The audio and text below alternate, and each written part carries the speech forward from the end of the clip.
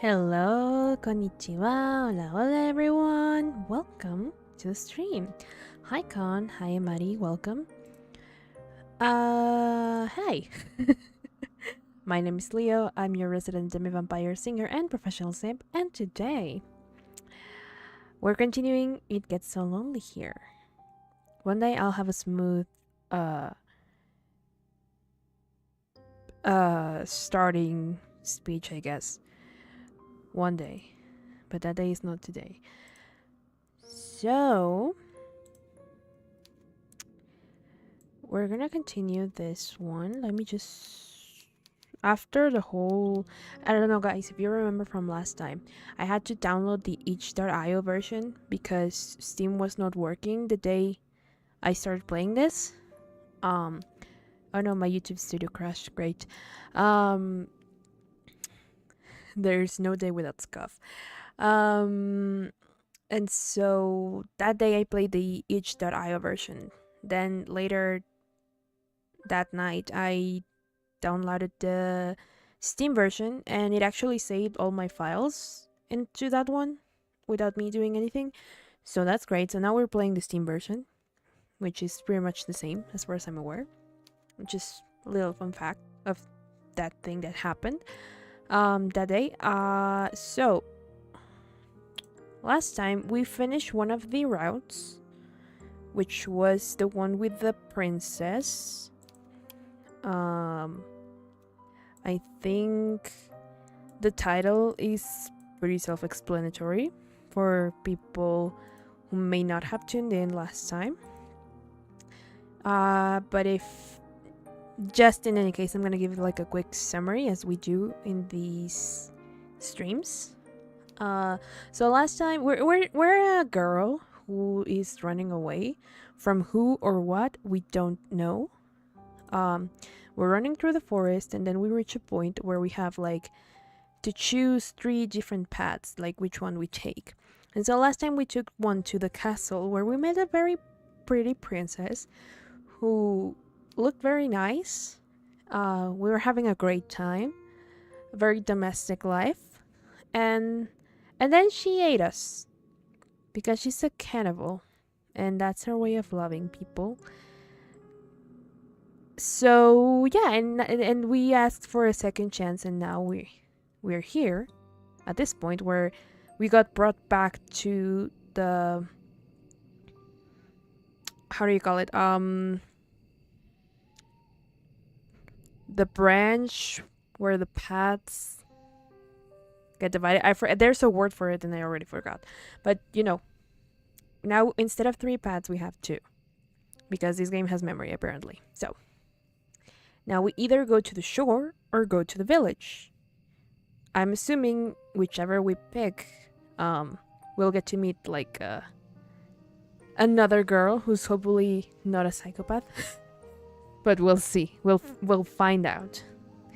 I also predicted like 10 things. Yeah, Con was very on point during that one. So let's get to it, shall we? I remember the princess said that there was a plague because when we asked about her subjects, she was like, "What subjects? Like, there's a plague. They're all dead. There's no one to rule. I'm just here." So I guess I think we go to the shore because I do remember her saying that, which would imply that there's probably nobody there, and if there's someone, then that's the only person alive or something, and that gives me bad vibes given what happened last time. So let's go to the shore. So you want to go to the shore? Also, the narrator apparently knows way more than us and likes to break the fourth wall every now and then. Good idea. What will you discover there, I wonder?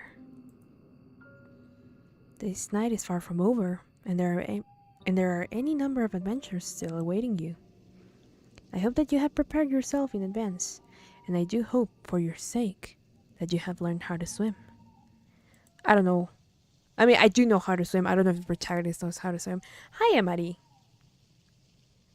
I have a sneaking suspicion that this skill might come in handy.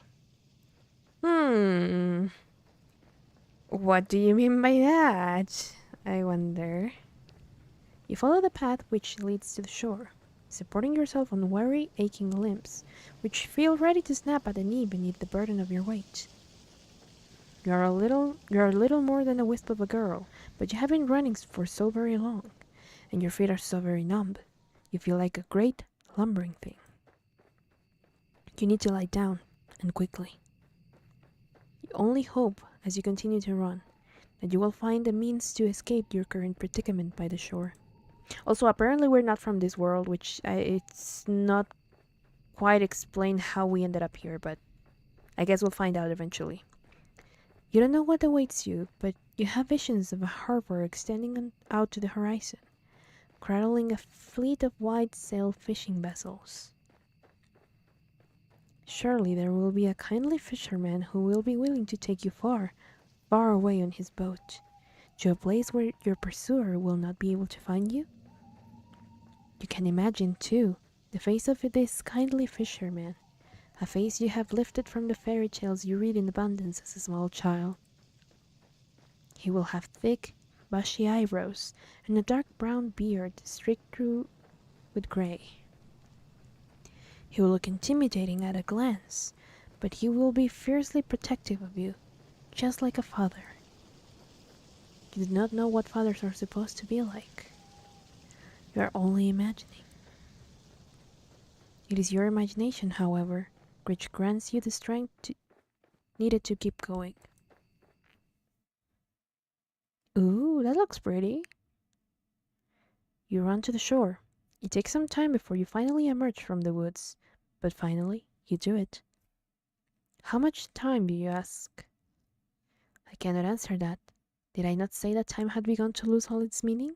Yeah, they did say that before. The forest is behind you now, at least, and all the awful nightmares that lurk within it. It is still cold, though, and still foggy.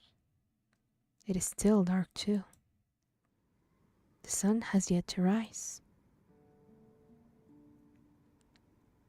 You can see the moon more clearly now, as it hangs above your head, round as any pearl, or orb, or crystal ball.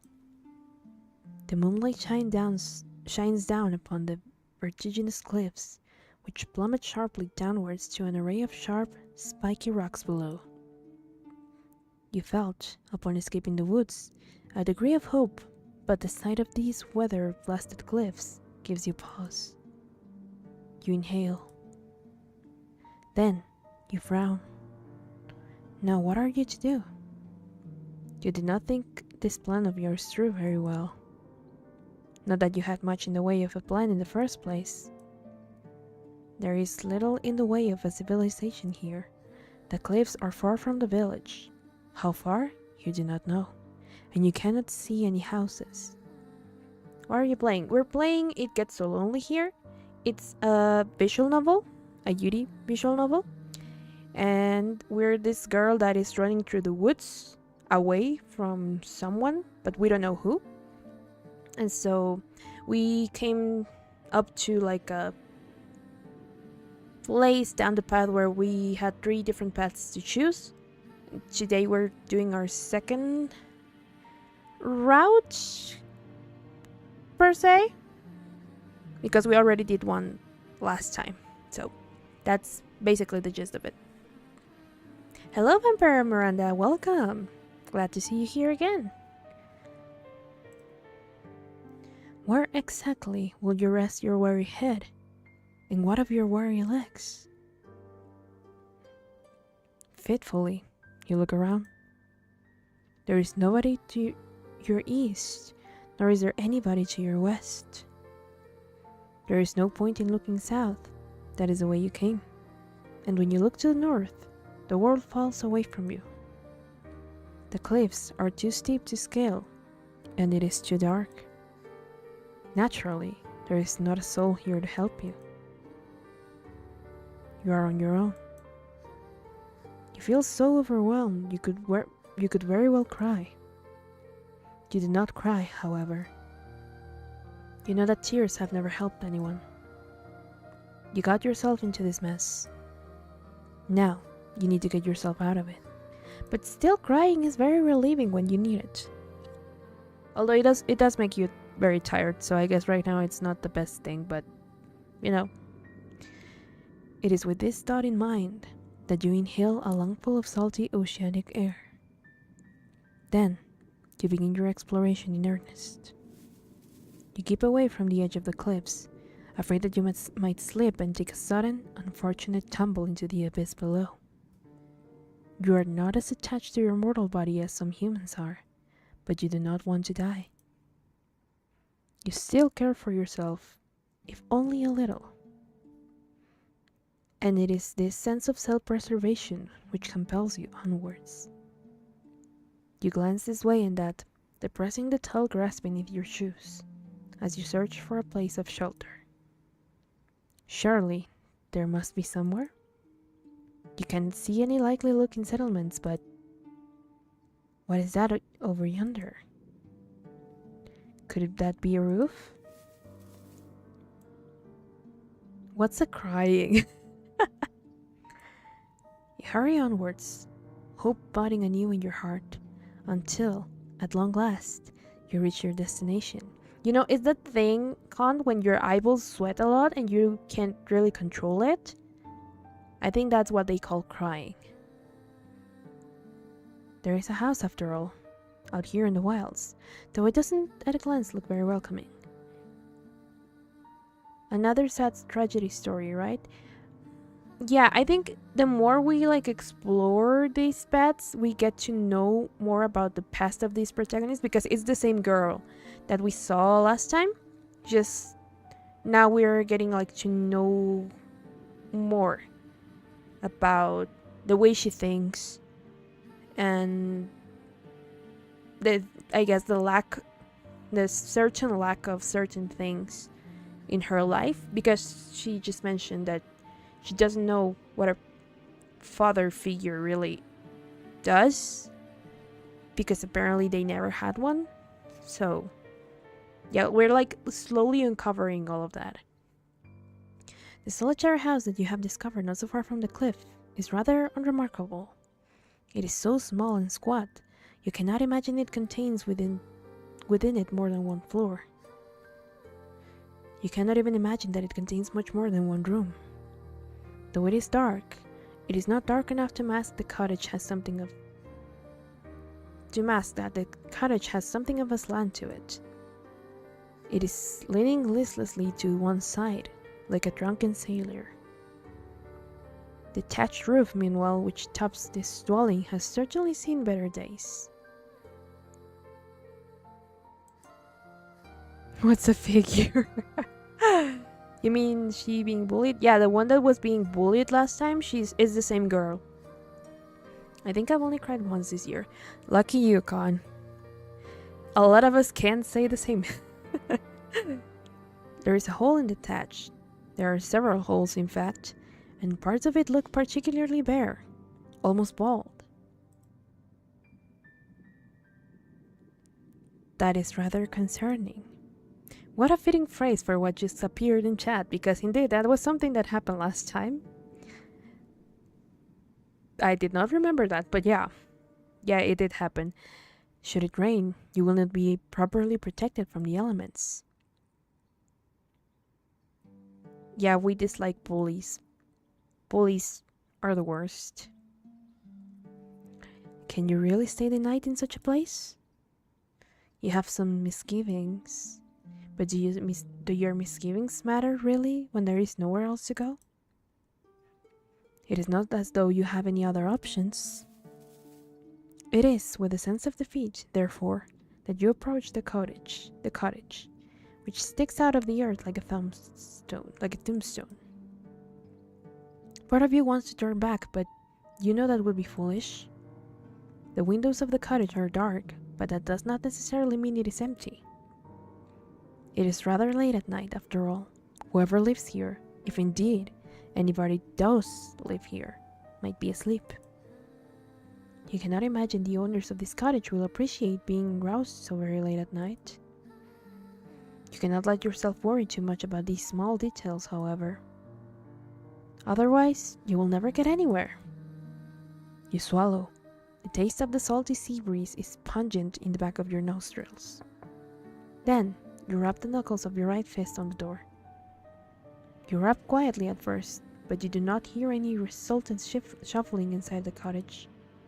Perhaps you did not use enough strength. Emboldened, you rub your knuckles on the door for a second time, more loudly this time. You wait a few moments, but still, you cannot hear anything. Perhaps the cottage is unoccupied after all. You knock for a third time, then wait. The third time is, as they say, the charm, but for all that, your knocking goes unanswered. Well, nobody can say you didn't try. More intrigued now than anxious, your fingers find the handle of the door. You pull it down. To your surprise, it yields easily. The door swings back for you, as if by magic. It feels almost as if this was preordained. I had never read that one before, okay? It feels almost as if this was preordained. You step foot inside the cottage, which is very dark, and glance around. Oh, I clicked the wrong one. Which is very dark, and glance around. Also, I'm like 100% sure she's from some religious cult school, since they mentioned magic and sacrifices at the start. Did they? I don't remember that, but I mean, it does give off like those vibes, but I don't know. She did say she came from like another world. So maybe, yeah, that makes sense. That she ended up casting something and ended up here. Being bullied is going to ruin your reputation and your emotions. Yep, pretty much. Although I feel like reputation is less important than your actual feelings and mental state, you know? I think that's really what takes the biggest toll. She mentioned being a part of a ritual. I don't remember that. I'll believe you. I genuinely don't remember when she said that, but oh, that makes sense. Okay.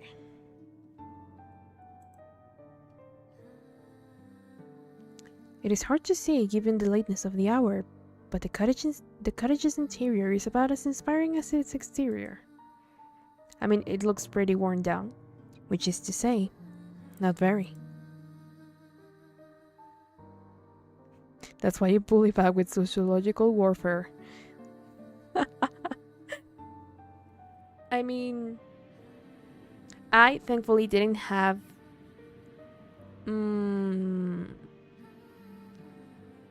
that much of a problem with bullying. It was only during a brief period of my life, during my childhood, in elementary. And after that, things chilled out, so it did turn me into a very aggressive kid. But you can overcome it. I guess it's what I'm trying to say. In that case, it wasn't really that bad, so it does no longer affect me. But I don't know how to say this. How do you stop the bully? Oh, give me a second, guys.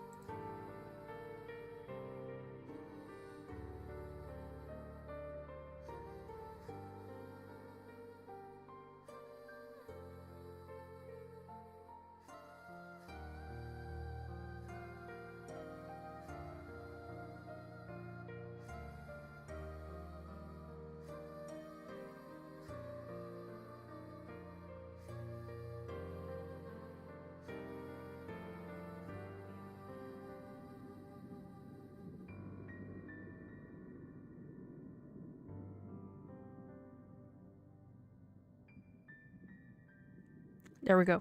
Sorry, my mama. My dog wanted to go outside the room.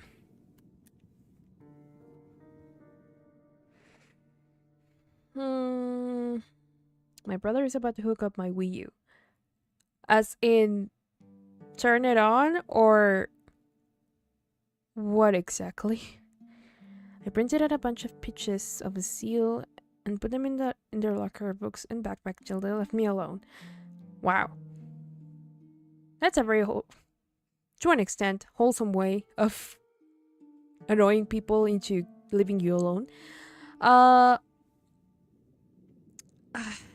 It's a difficult topic, I guess, because even given how my situation happened and then how it evolved and all of that, I am a firm believer that violence is not the solution, because it only incites more violence, and it's a never-ending cycle and very pointless.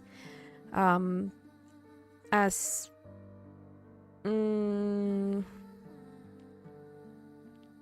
as naive as it might sound, I guess, because some people think that's a very naive way of thinking. But one thing, for at least for me, when I had that situation back in the day, usually I fought back. That did not stop it. It just made some people less inclined to harass me and start leaving me alone. But others got like more inspired to do it because I would just react. But what I learned over the years is, unless they're like actually physically harming you, is to just ignore it, and they eventually give up. Like if they're actually actively like harming you in a physical way, then you should first try to talk to like your teachers, or maybe the principal, or your parents, or someone that you can trust if you don't have any of those like available, or they're not like reliable figures of authority. But yeah, usually like that's for like more when like there's actual like physical violence against you, right? So someone can help you like put a stop on it to it. But in my case, where it was just like verbal and all of that, usually when you just ignore them, they eventually give up, because you don't give them any reaction, and what they're trying to get out of you is a reaction. And so they eventually just give up. And if you can like talk it out in therapy if it's like really taking a mental toll on you. But if not, then just ignoring it and try your best to like not let it affect you. I guess it sounds pretty underwhelming, but it is what usually works, at least in my case.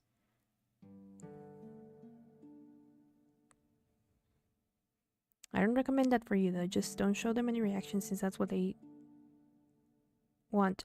Tell an adult to avoid that person, and if they keep annoying you, you consider telling a counselor. Exactly. That's usually how it gets resolved. I know there are cases where it doesn't, but if you can't like find a figure of authority who can help you stop it, at least like a friend or someone close to you that you really, really trust is always a good option as well, so they can help you avoid those situations or put a stop to them.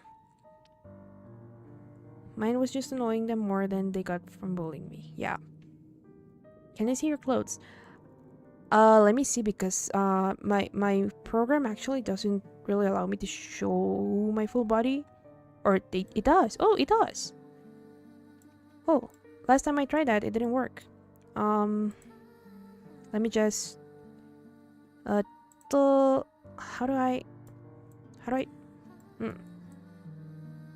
wait, how do I get myself like up there? I no longer know how to. Oh, there we go. There it is. That's my full body. I'm short, as you can see. I think I've never done this one before. This is also like a pre-existing costume. I did not design this at all. I can't see myself on screen. Hold on. The thing is, if I zoom in more, like it's just not gonna show. Or maybe, unless, where is it?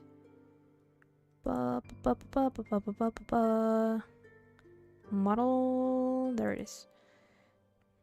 Oh, that's not what I wanted to do. Alt. Yeah, it doesn't let me show beyond like certain point.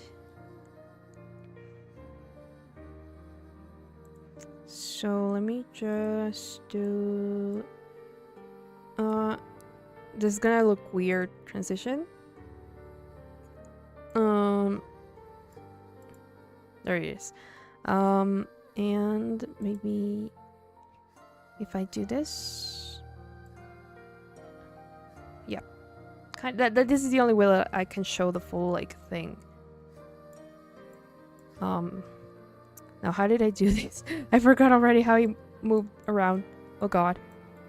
No, I don't want to rotate my body. I want to move it, please. How did I do it? How did I do it? Oh, there it is. Whee! Yeah, as like you can see, there's like a limit to it. But anyway, now let me just disappear for a second so I can like reset everything. Woo! I know it's not like a very good close-up, but I don't know how to properly like do this. Maybe on a just chatting stream I'll try to show the full thing. Oh, that's too big. Later on, but we'll see. No, I think it was control. Okay, yeah, like this.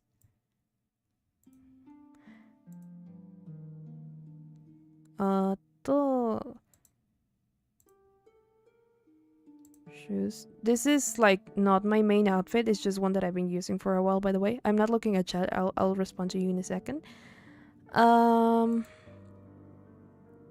Usually like my original model just wears a hoodie and jeans and boots, and that's that.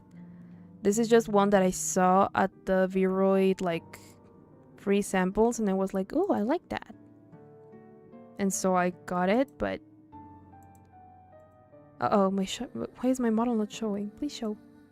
Up here on screen. On a guy. Where is it? Oh, there it is. I got scared for a second. Now let me just cut this a little bit. There we go. Like that. Then do this. Transition. Oh. I think I'm floating now. Oops.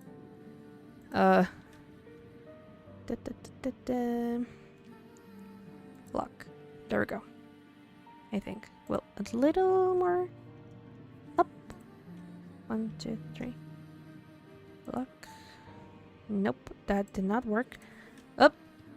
I don't know what I did there. I think that's better? Question mark. I'm just gonna do like you guys can see it, but I'm struggling here. There. I think that's better. Oh, this went downhill fast. Hey, where are those deleted messages? Huh? Anyway. Let us continue. It is every bit as small and as cramped as you fancy it when you observe it from the outside.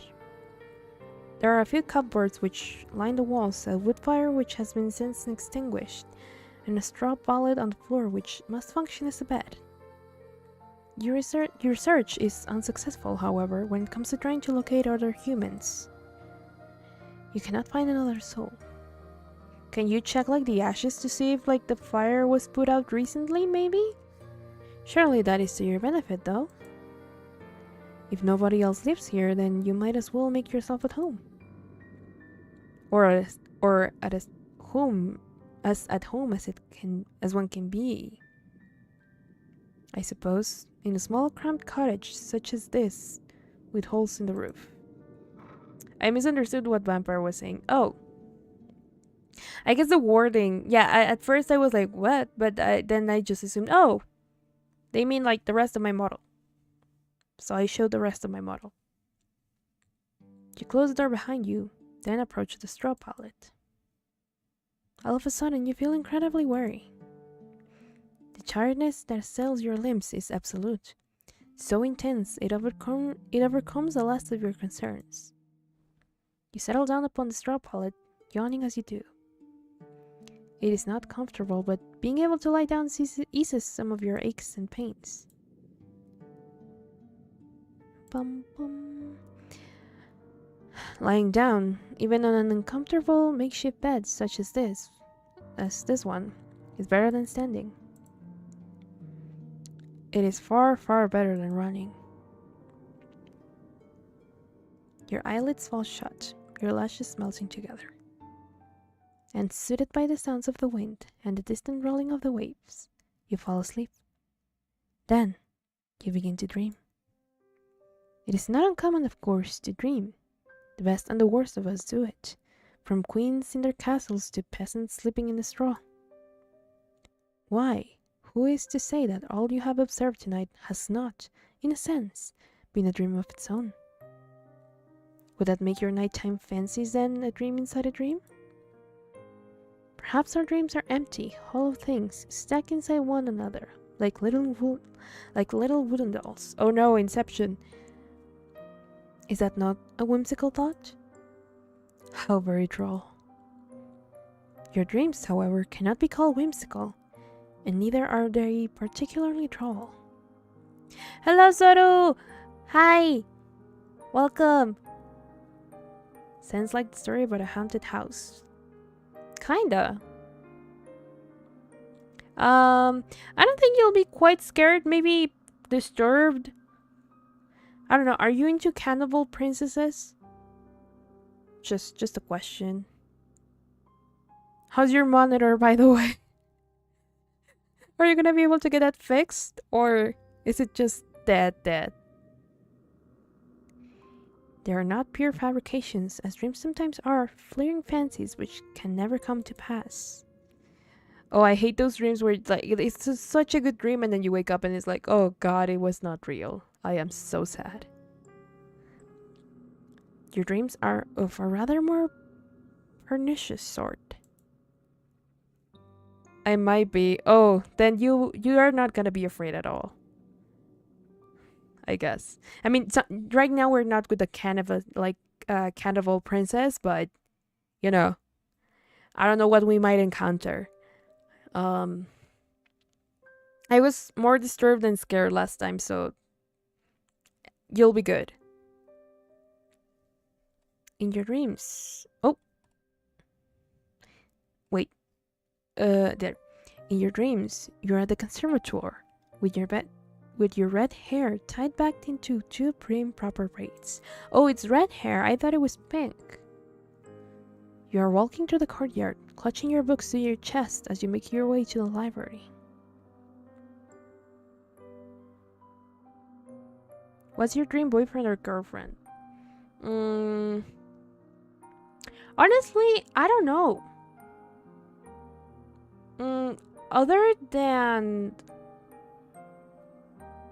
like someone who's kind and loves you the way you are, and hopefully you two don't like fight as much, because fights are something that is always going to happen eventually. Like, people disagree, but as long as they're not violent, just, you know, little things. Other than that, I've never really thought about that. I guess it's because I'm never really been in a hurry to, or I've never really like looked for that, you know? Oh no, Soru! Broken side. I'm trying to see what I can do to get a new one soon, but for now, not looking good. Can you at least stream with that? Like, I know it's very, like, it, you know, we need to get a new one, but can you at least stream with that? And it, you know, like, I don't know, it doesn't look like that bad? I don't know. Or do you have a replacement one? Just, you know, for the time being. I don't know. You know what I'm asking. But yeah, that sucks. I'm so sorry, Soto. But yeah, I never really thought about, like, what my dream partner would be like. So, I can't properly answer that, I guess. Just someone who's kind. And I mean, at the end of the day, like, a relationship is a team effort. So both sides have to do their part, but I really don't know. Nope, my laptop is old. I'm trying to see if I can record or something in this one. Yikes. I hope it gets sorted out soon. Man. That really sucks. I'm so sorry, Soto. Can you tell the contrast between, like, from yesterday to today about my demeanor? Ha ha ha. I kept trying even an hour after I ended stream to, like, get something, and I almost had it, and I died. And it was terrible. But anyway. Let us continue. You are walking through the courtyard, clutching your books to your chest as you make your way to the library. Your head is bowed so as to not look at the faces of your passing classmates. You do not want to meet their eyes.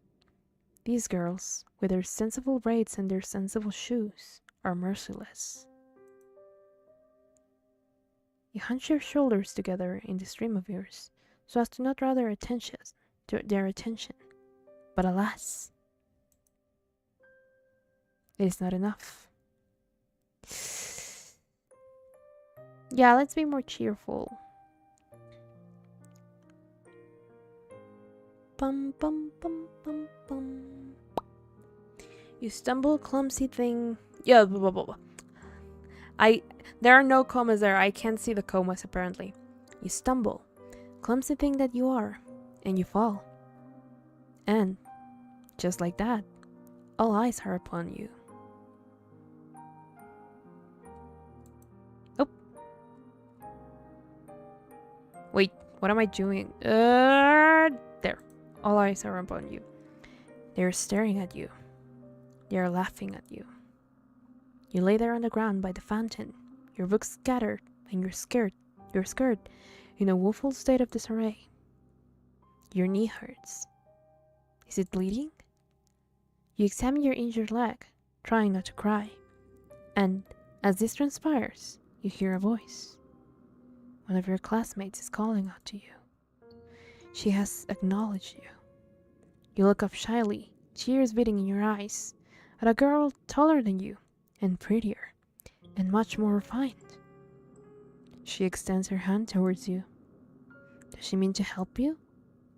It cannot hurt to try, can it? Hesitantly, you reach out to accept her offered aid. Her fingers curl around yours tightly, perhaps too tightly. Her nails dig into your skin. It hurts. Deftly, the girl pulls you to your feet. Your legs feel weak from your fall, and your knee is still aching, still bleeding. You stumble, feeling out of sorts, but you are not afforded much of an opportunity to gather your bearings. The girl's hands are on your shoulders. She is laughing at you. Then, she is pushing you. The sound of the fountain and the running water which drums against its basin is, all of a sudden, very loud. It is overwhelming. It surrounds you. Then, it engulfs you. It is cold as ice. You cannot breathe. Give me a second, guys. Let me open the door for my doggo. He wants to be let inside again.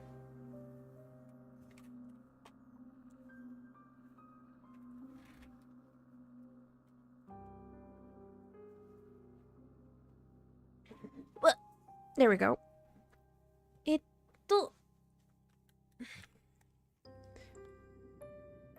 The rushing of the water continues, echoing in your eardrums, over and over And then... No. You do not want to remember this. What good will it do? It is in the past, where the past ought to remain. You are never going to go back, not even in your dreams. It is this determination which forces you back into the world of the waking with a start. I wonder what happened after that. Like, for her to not wanting, for her not wanting to remember that, whatever happened after, must have been very traumatic. Even more traumatic than the hand stabbing with the scissors. So, I wonder. You gasp like a fish as you sit upright, your eyes unnaturally wide. I've honestly done way more embarrassing things in class, honestly. I am gonna mention an instance, and I'm not going to elaborate. But once, I accidentally cut a classmate's eyelid. It was pure accident. But yeah. There are worse things than falling. Although I've fallen down before and people looked at me and laughed at me, but whatever. But yeah. Anyway, let's move on. Very soothing voice, Leo, even if you are reading how the person is dying. Well, they're not dying, they're just remembering stuff. Bad stuff that happened. What's your dream job? Doing this as my job, actually. VTubing and music? For life? Heck yeah. This is my dream job. I will eventually achieve it. I will eventually pay my bills with this. I think they're just being bullied, but yeah, Leo has a great reading voice. Thank you. I tried to be soothing. I don't know. I just like being like a chill streamer. Most of the times. I once ran headfirst into a whiteboard so hard I cracked it. Jesus Christ, Con. How? Ugh. Your poor head. What were you What were you doing? Jeez. That really must have hurt. You feel worried from a lack of sleep and, with half-lidded eyes, you glance about. It is still dark inside your cottage, the sky visible from beyond the window splashed still with stars. How long were you asleep? You are not sure. Your dream was so very detailed, it really did feel that you had been transported into a different time, into a different place. When you inhale, you can taste rank, floated water in your mouth. Tentatively, you pat yourself down, your fingers trailing against the front of your uniform. If you want to elaborate, neither will I. Okay, fair. So if it was your dream, you half expect to find that your clothes are damp. This is not the case, however. You are, in fact, perfectly dry. Well, now what are you to do? Will you go back to sleep? That sounds like the best option available to you.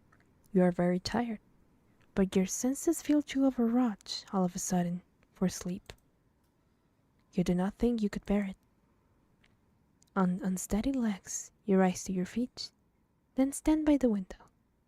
You look out to the starry sky and to the pitted moon which hangs amongst them, and you frown.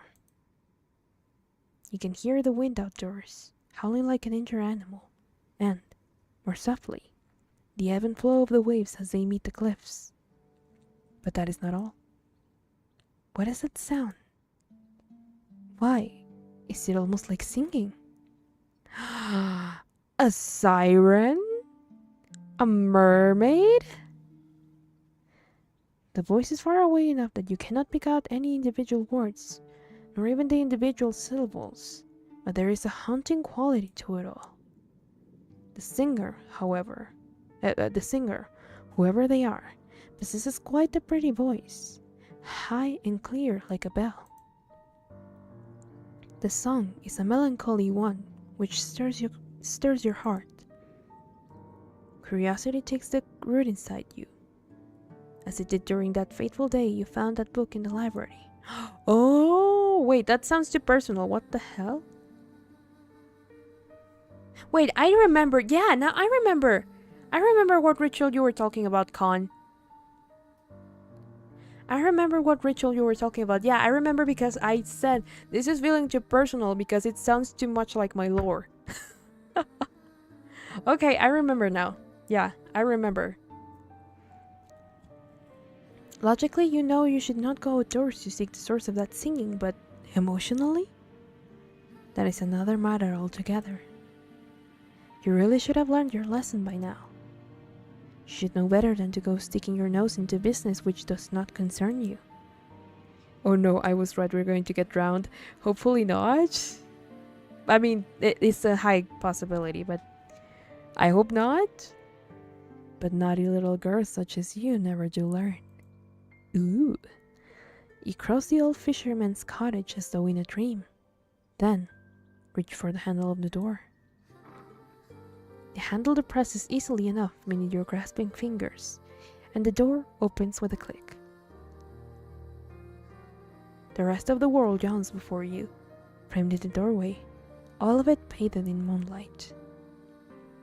You thought it was cold inside the old cottage, but it is colder still now that the door is open. An unpleasant wind rushes forward to meet you, knifing mercilessly through the fabric of your uniform. You look across the cold, inhospitable landscape. Your fingers clench into fists at your sides. Then, you step out into the unknown.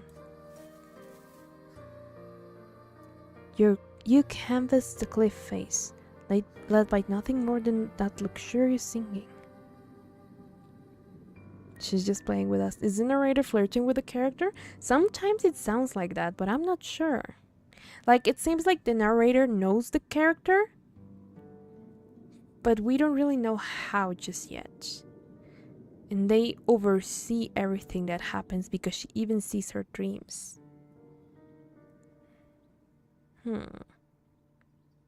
Wait, that's a great idea for a show. Someone write that down. Aren't there shows already that kind of do that? If not, that would be a great idea. Indeed. Interesting. I'm getting masochist vibes. Soru, let's be real. You always get masochist vibes. You always do that. Am I wrong? You can basically... what? Okay, yeah, the luxurious singing. So haunting and ethereal is his voice. As it hangs on the breeze, it would be enough to send 1,000 ships off to war. You keep walking into the night until you reach the very edge of the cliffs, where they drop downwards into empty air. You ought not to go any further, but the voice has yet to cease. You can still hear it, echoing inside your head. I like that the background music actually does have like a singing voice in the background. That it's very faint. It mixes in perfectly with the music, but you can distinguish it. I like that. It compels you to act. No, it's my idea and I'm claiming it. I'm out getting exposed. I mean, I've seen your streams. I know exactly what you are. It's like the meme of like, I know what you are. I think you've exposed it on stream. I would not be the first one to point it out. You look down at the shore, which seems like a dizzying distance away, then out to the ocean, which is breaking against the scattered rocks below. Your eyes narrow with determination. Determination. Then, you take a step forward. Then, you take a step towards the cliff. These cliffs are steep and the rocks below them are sharp. You can see them glinting in the darkness, their tips jagged like the teeth of hungry predators. Oh boy, are we gonna get, like, stabbed? The cold wind blows, rocking your hair and your shoulder from it.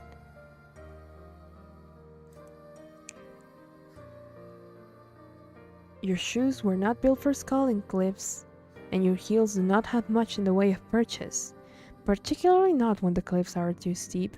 Yes, please watch Sodu, she's great. Clinging to the cliffs is no small feat, yet you are determined to ease yourself down onto the shore. In one piece, preferably. It is real! The One Piece! Can we get much higher? Anyway, the wind is so powerful, it feels as though there is something deliberately malicious to it. You wonder during your descent if it means to knock you off your perch on purpose, to cast you down to the rocks below. Well, if that is what it wants, then you refuse to give it the satisfaction. You can be awfully stubborn at times, and now is one of them. I have no defense. See? Oh, sorry, I bumped the mic. You continue to climb. How long have you been at it now? Until, at long last, your feet meet the shoreline below. You have made it, and you did not sustain too many injuries. Your palms are throbbing, yes, after gripping those rocks, and you might have a few cuts, but your wounds are of a shallow and superficial sort. All of that for a singing voice? Dang! Things could have been worse. You flex your fingers.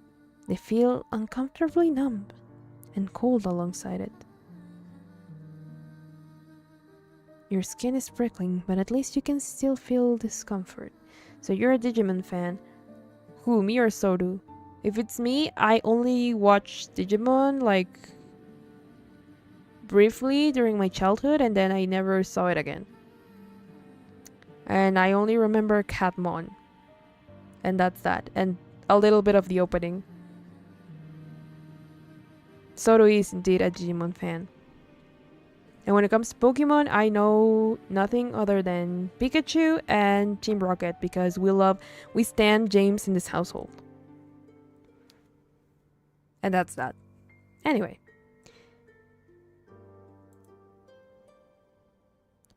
Leo, we need to watch a marathon of Digimon. Ooh, I would be down for that.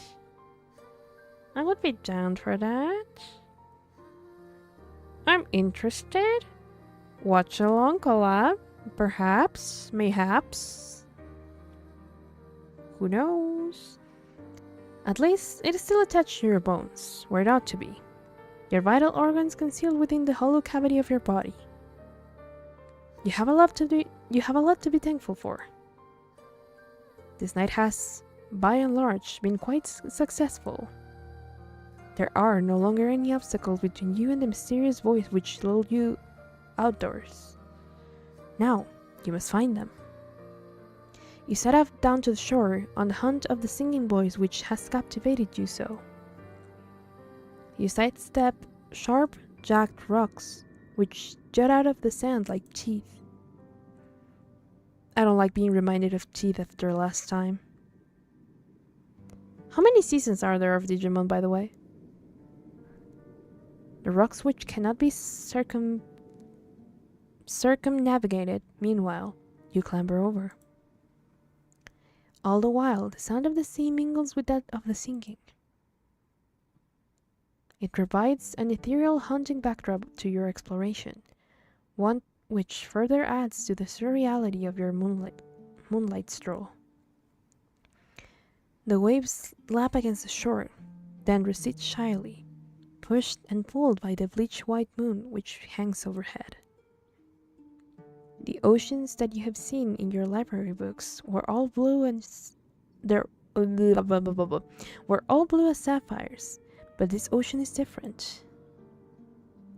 It's so late at night, it looks black instead. The undulating surface of the water reminds you of a mirror, though its depths are even deeper and much more mysterious. A sense of foreboding settles upon you, but you try to quash it. You will not let yourself be afraid. Oh, pretty mermaid. Hey. Why does she have like teeth on her arms? Are they all cannibals? Ooh, Steam achievement. Part of your world. Why is she pretty? Why is she so pretty if she's gonna eat me? I have a feeling she's gonna eat me because she had like the cannibal princess also had like bone earrings. I don't know about like bracelets, but she had like bone earrings. And this girl also has like bracelets that seem to be made out of bones, and they've been like mentioning teeth a lot. Drown me, girl. Okay, so it is more like down bad for the mermaid than I am, but you know. Like, honestly, fair. Fair. If evil, why pretty? Dang, she is pretty. What was I saying? Oh yeah, she might be a cannibal as well. Well, maybe not cannibal in her case because we're human and she's not, but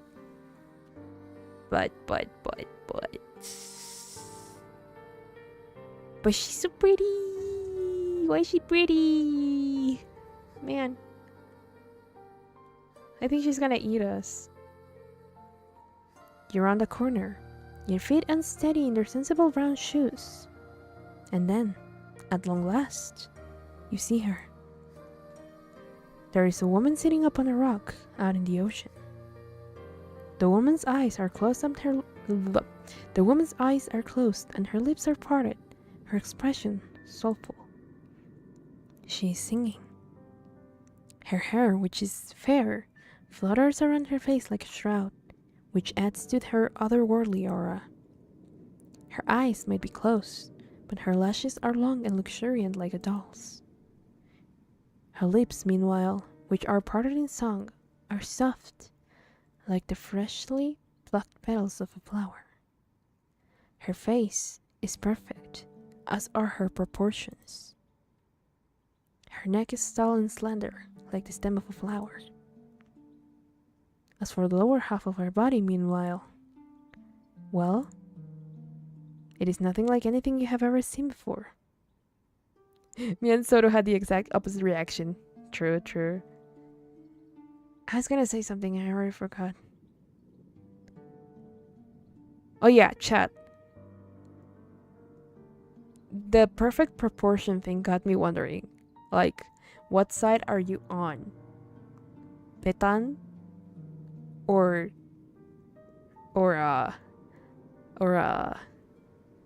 Big Booba? Petan or Big Booba?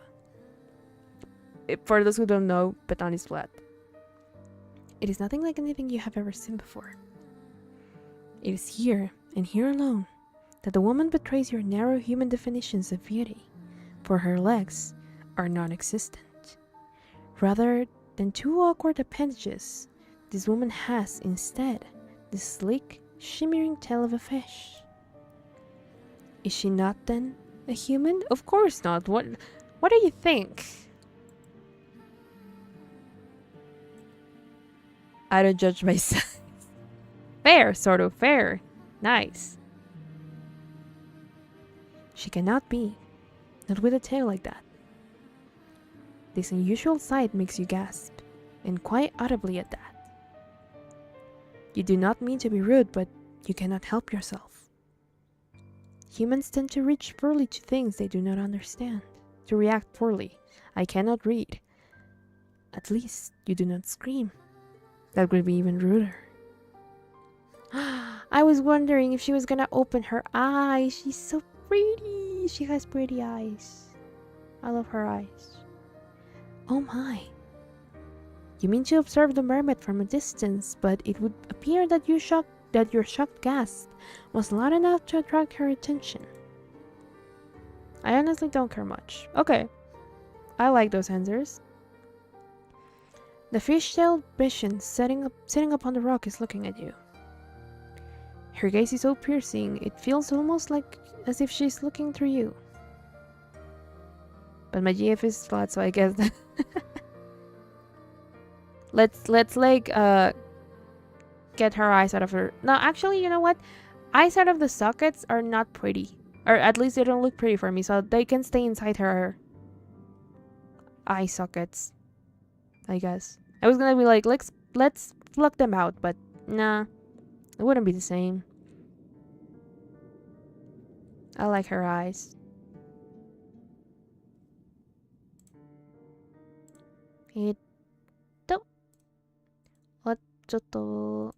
What did I do? Oh, there it is. Her gaze is so piercing, it feels almost as if she's looking through you. Your heart seems to stop inside your chest, as if by some manner of magical spell. You thought the mermaid pretty when you first observed her, sitting up on that outcrop of rock, her face turned in profile. Now she's looking at you, however. You can see that you were mistaken. She's not just pretty. She's beautiful. Isn't this the same thing she said about the princess? So much so, it is almost unnerving. Blasphemilio, what do you mean? What? Wait, I keep falling behind in the stream. Oh no! Lag, why must you do this? She looks as though she has stepped out of the pages of a picture book. She's simply too perfect to belong into this world. Perhaps she's some kind of vision? A waking dream? A hallucination? Sort of, can we not remove body parts, right? See? Con gets it. But no, she is none of those things. Her tail might be an impossible thing, but its scales look slick and wet regardless, like those of any fish. Oh! I accidentally misclicked. Like those of any fishes one might find at the market. I mean, Soto is an android, so I guess she's into body parts. Actually, that makes sense.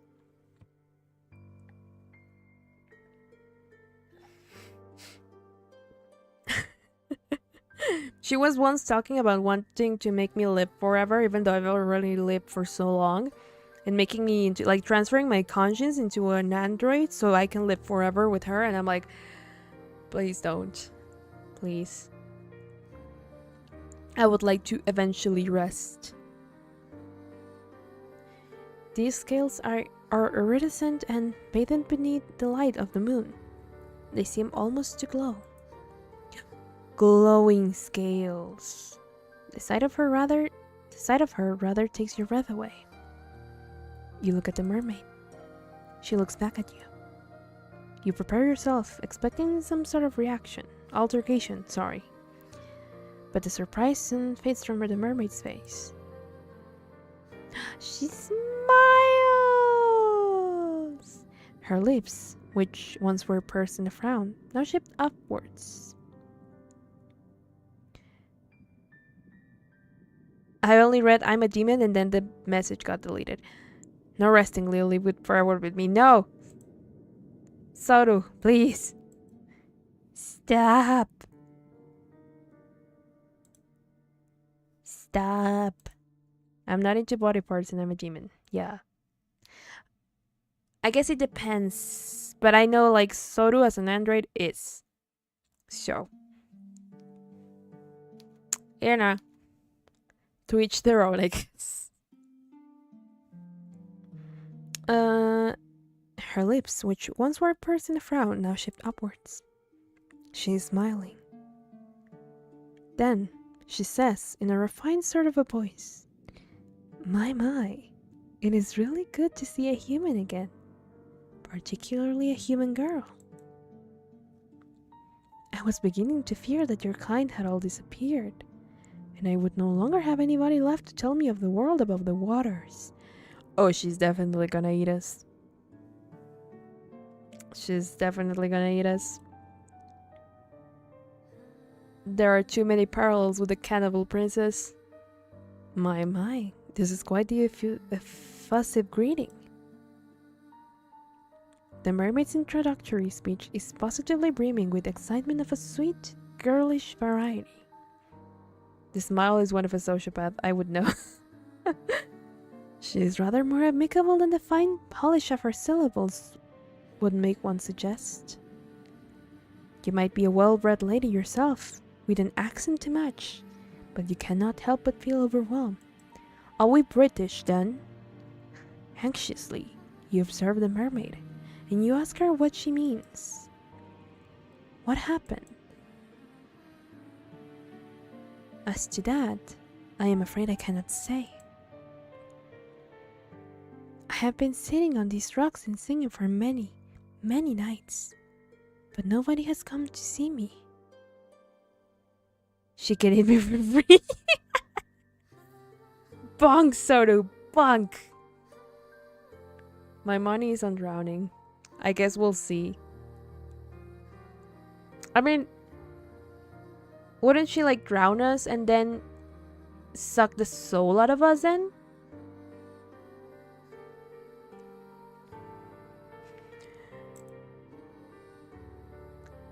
There have been no lovely humans for me to play with. Play in which sense? I was beginning to wonder whether your kind had disappeared altogether.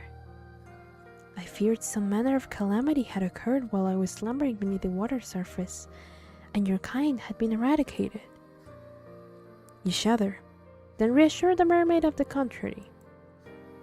You do not know about the humans that she used to speak with, but you, at least, have not been eradicated. You are still here. Ooh, I don't like that laugh. Yes, well, I can see that. The mermaid answers with a light laugh. It is really a relief. My fellow merpeople who live beneath the water told me not to worry so, but I could not help myself. I have always been fond of you humans. It was rather sobering sitting here night after night all on my own. It gets so lonely here. Title drop! Now that is an interesting turn of phrase. It catches inside your head like a burr. Have you heard it before? We have indeed. So, dear human, did you say that you're unfamiliar with these parts? Hesitantly, you examine the mermaid. Thoughtless though you might be, at times you are not so very self-centered that you cannot detect the note of longing in the mermaid's voice. Let's stay with her, please. If she doesn't eat us, then heck yeah. It is evident as she looks at you that she is hoping for a particular answer to her query. And Con is like, no! Stop! It's time to stop! Well, meanwhile, Sora and I are like, heck yeah. As long Soto wants to be eaten. Me, I'm like, as long as she doesn't eat me, I'm fine with it. This answer, alas, is not one that you can furnish her with. You do not want to lie to her. It is after some hesitation, therefore, that you reaffirm your earlier words, though, this time, you embellish them. You tell the mermaid that you are a traveler from far-off land, one which is very dissimilar to this one. It is not a complete fabrication.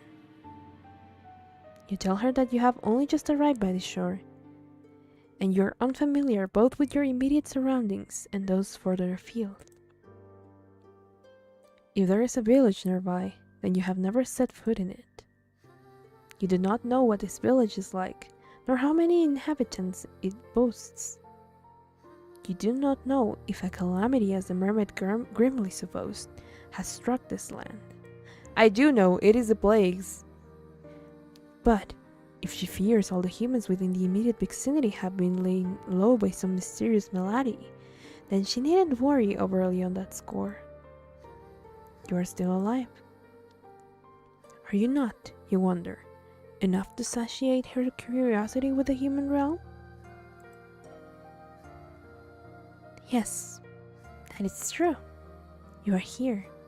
I am grateful, naturally, for your company. Although? Wistfully, the mermaid sighs.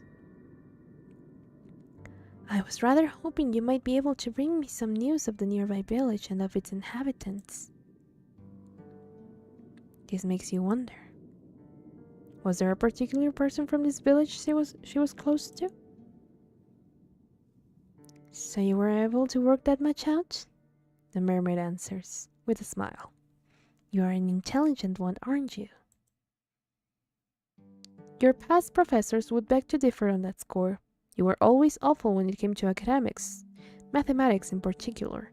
Why is it always mathematics? That is not canon with me. I'm sorry. You could never get your head around all of the numbers.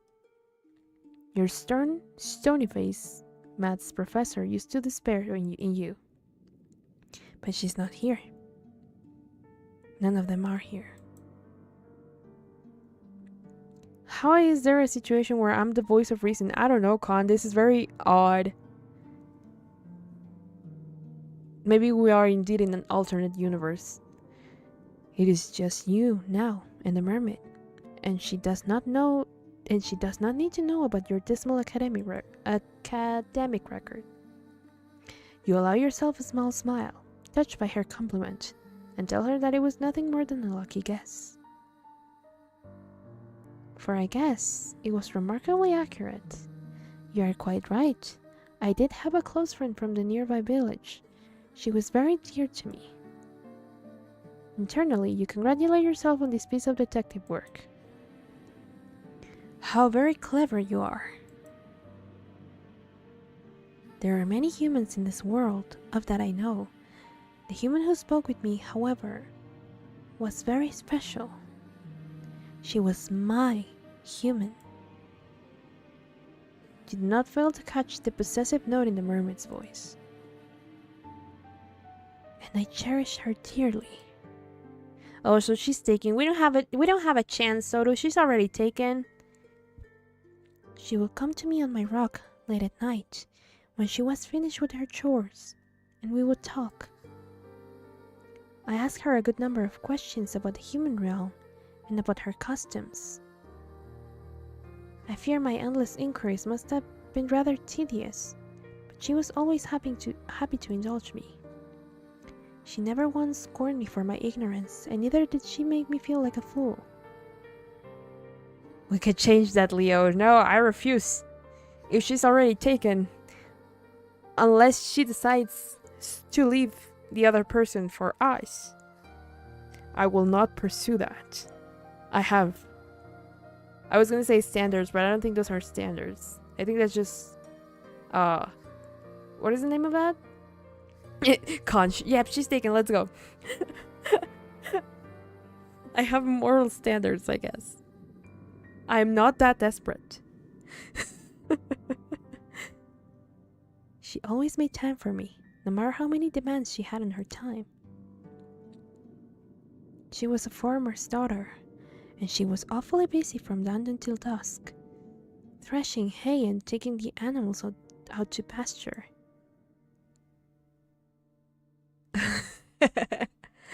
Use the charm, please. If it lets me. She told me of her work, and I marveled at her. Slender though she was, she possessed a truly tremendous amount of strength. I, who have lived in the ocean all of my life, cannot countenance working as hard as she did, but she bore her burdens without complaining. She was not the prettiest human who has walked the earth, but that mattered not to me. Her conversation was engaging, and I knew, through our continued encounters, that she meant no ill will. She did not have even a single drop of malice in her heart. The wistful manner in which the mermaid speaks of her friend makes you feel, for a few brief moments, a flicker of some ugly, primordial emotion. Is it jealousy? Could it be jealousy?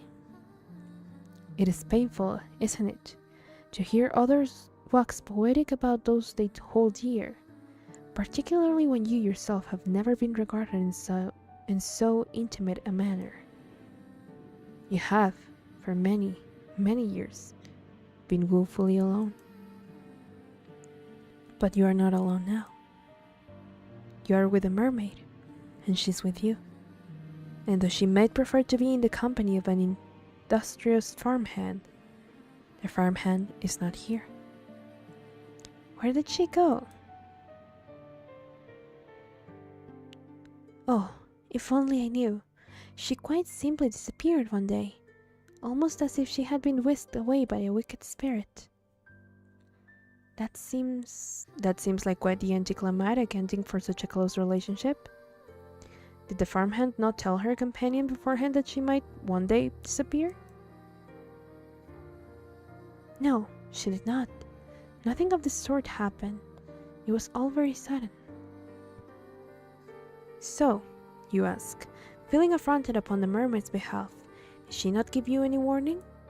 She could be dead, you know. Not a single one. And when, you ask, did she disappear? I do not know, in truth. Huh?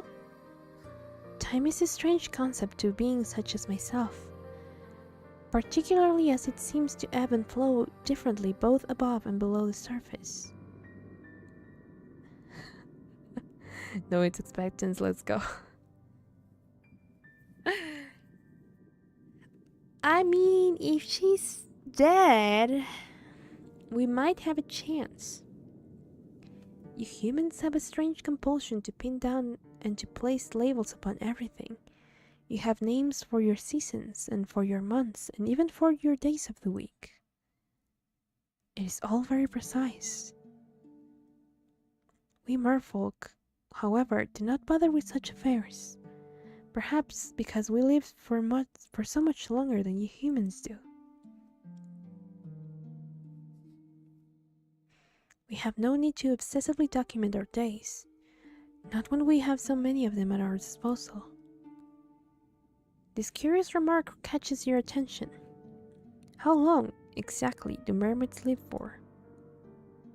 The mermaid does not look much older than you do, but you cannot help but wonder.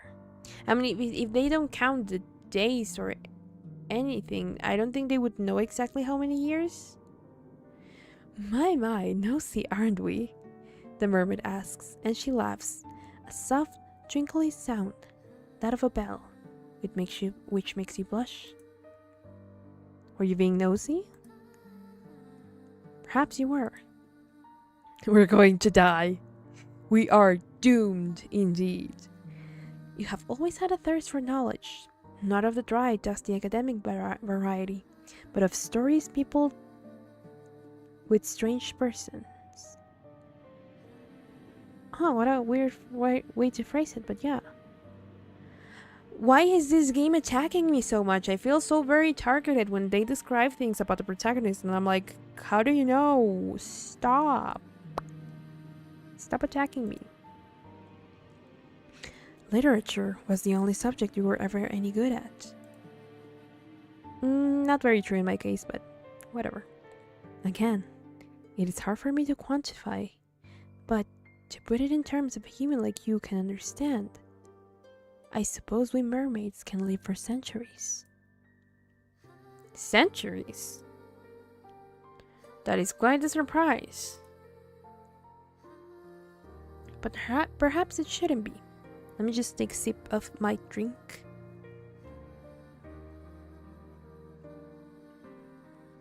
Because I was getting quite parched there. You have been subjected to any number of surprises tonight. What is one more to add to the pile? I think most people can relate to that. I mean, sure. Sure. Fair. I have not been waiting quite that long, however, for my friend to return to me. I think it has been for a few seasons. It might not sound like much, but never before have I been so aware of the passage of time. I have experienced any number of wants during my life, but I have never wanted anything quite as badly as I want to see her.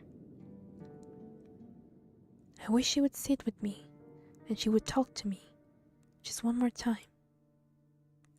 But perhaps I am asking for an impossibility. I have been waiting for long enough now to presume that she will not be returning to me. I mean, a few seasons, it's quite some time already, so there is a chance she might be dead if she was part of the village and the plague hit.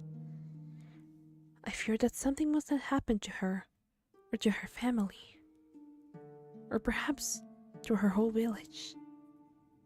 You can hear the worry throbbing in the mermaid's voice, so potent that, for a few moments, you swear you can feel the depths of her sorrow within your own within your own breast. See, they're probably nearby. Let's go. Her sadness over this human girl is a deep, dark thing, almost fathomless. You cannot let yours indulge it for too long. Otherwise, you fear you might drown in it. But ruefully, you tell the mermaid once more that you cannot help her. You are only a traveler after all. What do you know of a single insignificant farmhand in a nearby village? Yes, I thought you might say that. It is quite unfortunate, but the plague never hurt anyone, they're fine. Oh well. I ought not to reflect upon all that I'm missing. That would be churlish of me, and it would not be fair to you either. You did not approach me, I am sure, with the hope of hearing about all of my woes. I should be grateful instead, for all it is that I do have. I still have my long, long life, which stretches before me like a golden cord, and of course, I have you now. Does she? Do I not? I ought to go soon, before my absence is noticed. But you will not come and visit me again tomorrow night? What, will you not come and visit me again tomorrow night? I think I would like that. I have always enjoyed speaking to humans. You make me feel less alone. You cannot help but feel, as the mermaid observes you with those enchanting eyes of hers, that she does not truly wish to speak to you for your sake. She wants to use you, instead, as a substitute for the farmhand that she has been missing so very ardently. The thought stings, though you really ought to be used to it. Still, to be held in lower esteem than a farmhand, of all things, it makes your self-esteem sting. Who were you? Why are you comparing classes so much? If you did not have apparently a family, who the heck are you that you were so important? Even though everyone bullied you at school. You try not to let the mermaid notice this, though. The woes of your past are not her fault, much as the woes of her past are not yours. Am I wrong? Soru.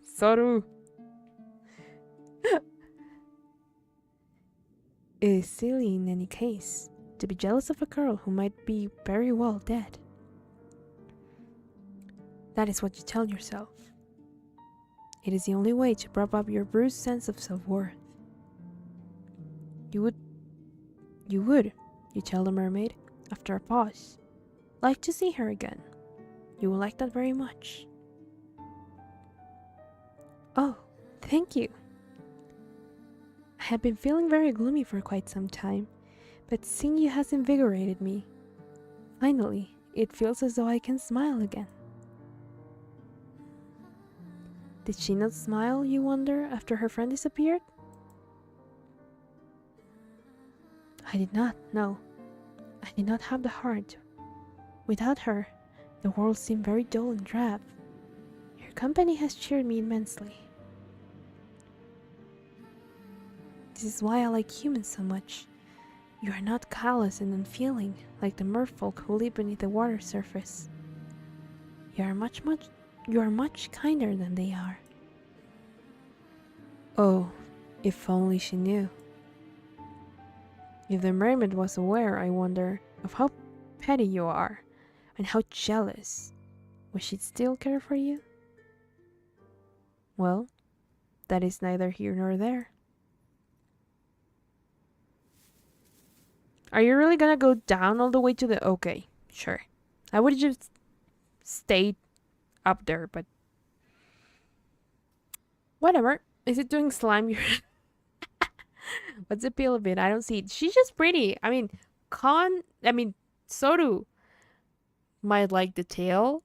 The tail is pretty, but she's just pretty in general. She has pretty figure, pretty eyes. What is there not to love? Wait, no. I think you don't want the answer to that. I think Soto will be very honest. The masochistic tendencies arise. Anyway. I was gonna say something. Never mind. You agreed to meet with the mermaid come sundown the following night. Then make your slow, stumbling way back up the cliffs. Then, to the cottage you have purloined as your own. Purloined? Oh, I accidentally alt-tabbed. Once indoors, you settle down upon your pallet, and then close your eyes. She can slap you with the tail. Can she do like a cabedon with the tail? I mean, it would be hard because you would need to be like on a lower position than her, like not standing or at least sitting down. But could she like cabedon you with with the tail? Say it, Leo. Do it. I know you want to clip it, Con. I know you want to clip it.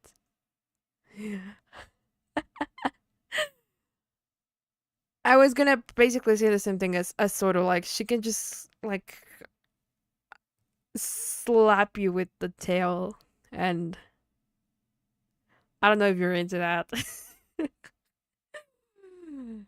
Oh my god, now I need to draw that, Leo. What have you done? Oh no, I've inspired a curse thought in Soda's head. The cabedon with a tail. Oh boy.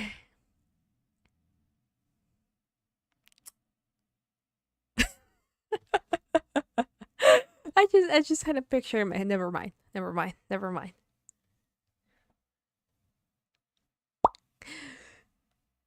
The sighing of the wind outside and the distant roiling of the waves against the rocks do not disturb you. You feel, after a midnight encounter of the merrish kind, quite at ease, perhaps prematurely so. What happened to the icy fear which prompted your frantic flight through the forest? Where has all that gone? Do you not think you are being a bit complacent? No? Oh well. You will. Oh boy. The following morning, when it arrives, is cloudy and overcast. It is not a particularly pleasant morning, but at least it is not raining. There is some small consolation. You rise from your straw pallet, stretching, then glance up at the interior of the fisherman's cottage. It looked dilapidated last night, when much of it was obscured by the shadows, but it looks even more so when subjected to the morning's light. The cottage's interior has the distinct, disquieting appearance of having been abandoned in a hurry. There is broken pottery strewn upon the ground, and the singular wooden chair, which once must have stood by the singular wooden table, is lying on the floor. The doors of the cupboards, meanwhile, are ajar, the shelves within depressingly bare. Well, yeah, how are we gonna eat now? A quick search reveals a handful of edibles, but there is precious little to be getting on with. If you wish to live here comfortably, You'll have to look into foraging. You ate very little last night and your stomach is empty. It was the malcontented rumbling of your stomach, in actual fact, which roused you from your slumber. But your body seems to be very far away indeed, much like the great clouds choke the sky. You are not thinking of your own physical discomforts. You are dwelling, instead, upon the events of the night prior. You cannot help but think of the mermaid. Did you truly meet an aquatic maiden last night during your nightly stroll when you could not sleep? It sounds unreal, especially now that the sun has risen and the shadows from the night prior have dispersed. You cannot quite believe it. It must have been a dream. But why, then, can you recall it so very clearly? You help yourself to scant food and drink available to you, all the while thinking of your next course of action. Eat the vermin. Eat the fish. The only fish I want to, kill is Undyne. Now, what are you to do? You plan, of course, to return to the shore come nightfall, so that you might once again see the mermaid, but the night will not arrive for quite some time. You need to find some means of keeping yourself occupied until then. The uninspiring interior of the cottage does not furnish you with any particular ideas, so you decide to go for a walk. Your soles still ache after your exertions last night, but if you go slowly, you ought to be alright. This is what you hope, at least.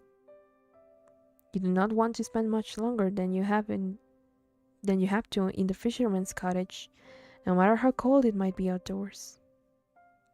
It's almost as cold inside as it is out, and in any case, the cottage is far too small. You leave the cottage behind and you set off. You do not know where exactly you are going, but you suppose it does not matter overly much. You do not have any particular destination in mind. I don't want to do more to Undyne other than kill her. I just despise her that much.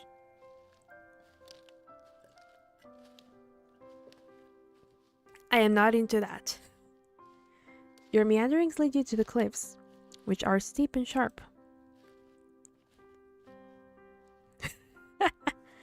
I think by that point, Soto had already gone to sleep when I mentioned that the drop of the shore is a perilous one, so much so that you have to wonder how you were able to descend the cliffs the night prior to meet the mermaid.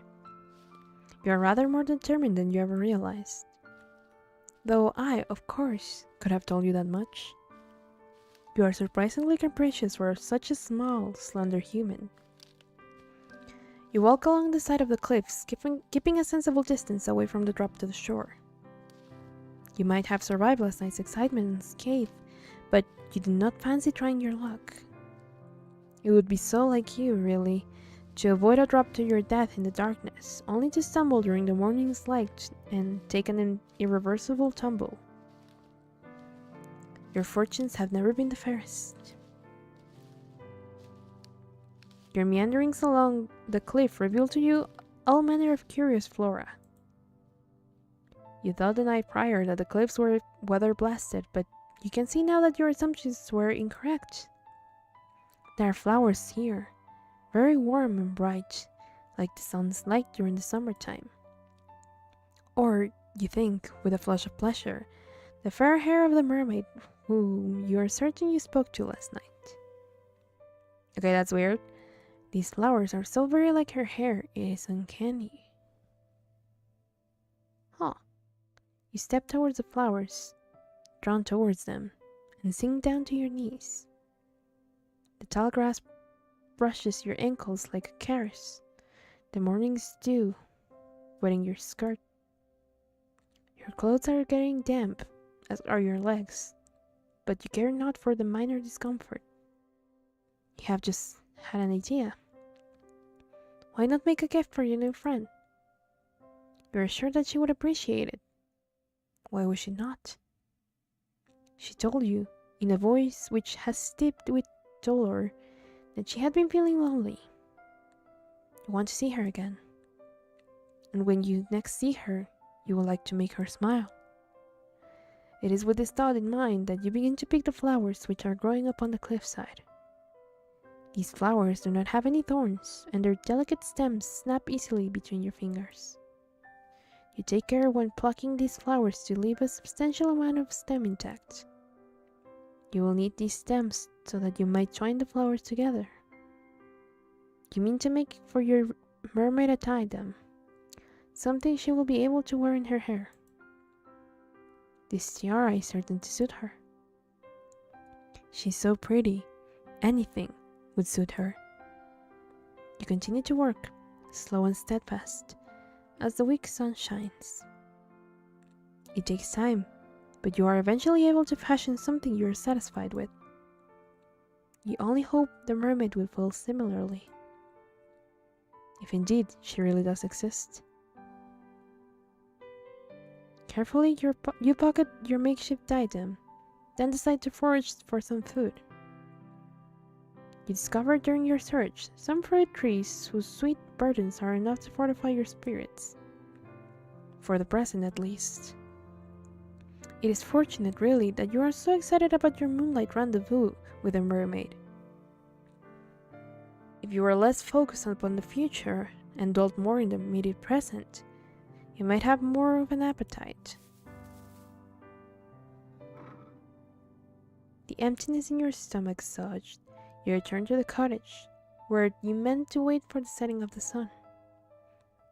There is very little to do, you soon discover, in the cottage other than checking the cupboards and sweeping the floor, occupations which both feel depressingly pointless. There are no books to read either, with which you might pass your idle hours. You do, however, busy yourself with trying to light a fire, so that you might ward off the cold. The time is horribly slow in passing, in part because you have precious little to do, but also because you cannot stop thinking of the mermaid. Will she really return to the shore as she said she would? Can you truly trust her? Oh, you hope that you can. If she were not present at your designated meeting place, you think you would die from disappointment. The seconds continue to trickle by, unchecked by an hourglass, and as they do, the sun sinks beneath the horizon. Part of you worries, however, that it might still be too early to search for the mermaid.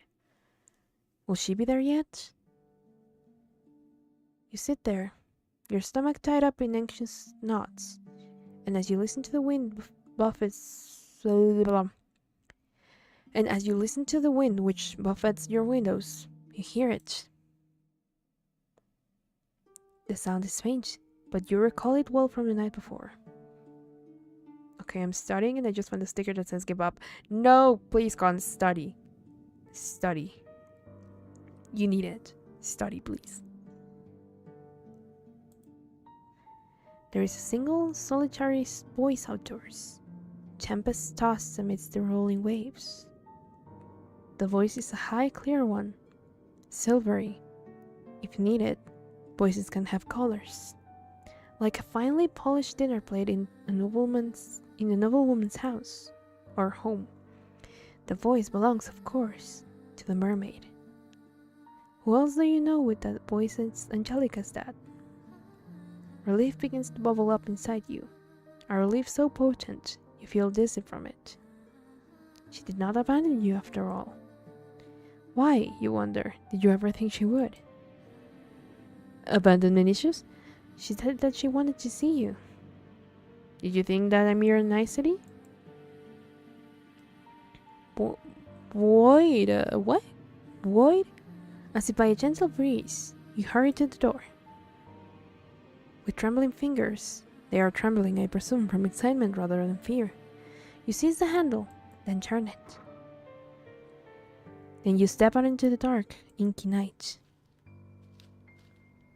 You walk towards the cliffs, as you did the night prior, beneath the cover of the inky blue sky, the wind moaning fitfully with every step you take.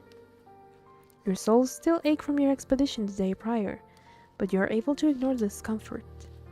It seems irrelevant, really, when compared to the prospect of once again meeting the mermaid. You have known her for only one night, yet she has come to mean more to you than your own well-being. You would do anything for the mermaid if she asked it. Well, almost anything. You hurry down the sharp incline of the cliffs to the shore, almost stumbling in your scuffed brown shoes, which really were not built with rock climbing in mind.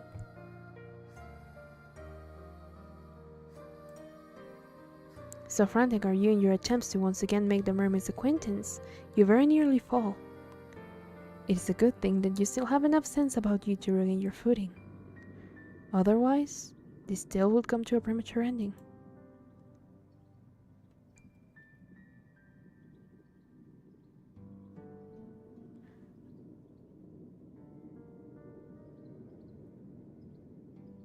I thought I heard something, but apparently it was nothing.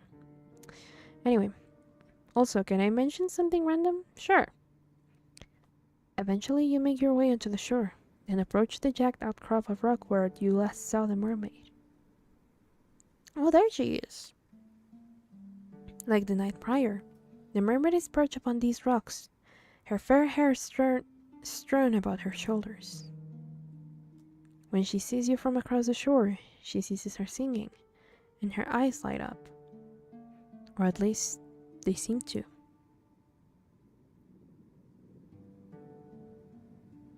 So, you have returned to me, my hero, the mermaid says, and then lightly she giggles. Or perhaps I should say, heroine? Her praise makes you blush. You do not feel worthy of it. This is why I don't leave mermaids in the show. Nobody has ever called you a heroine before. You do not even think of yourself as a heroine.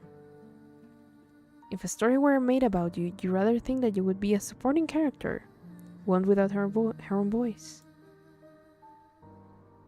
You are not interesting enough. Con, you need to get that checked. The mermaid seems to think you are, though. She's staring at you delightedly, as though you are the one person in the world she most wishes to speak to. Because I think Soto is a monster hugger. The thought that makes you tremble, but not as much as the mermaid's gaze. The thought makes you tremble, but not as much as the mermaid's gaze. You tell the mermaid that you do not think you are so very brave, but she dismisses your awkward remark with a laugh. I think you are. I saw the way you scaled those cliffs. I thought that it was very heroic. Oh, so she saw that, did she? Then, did she see how you slipped down the cliffs, grazing your palms in the process, and how you very nearly fell? You have never been the most graceful of girls, but to have your failings exposed before being as poised and as perfect as a mermaid. Sorry, not sorry. I mean, am I lying?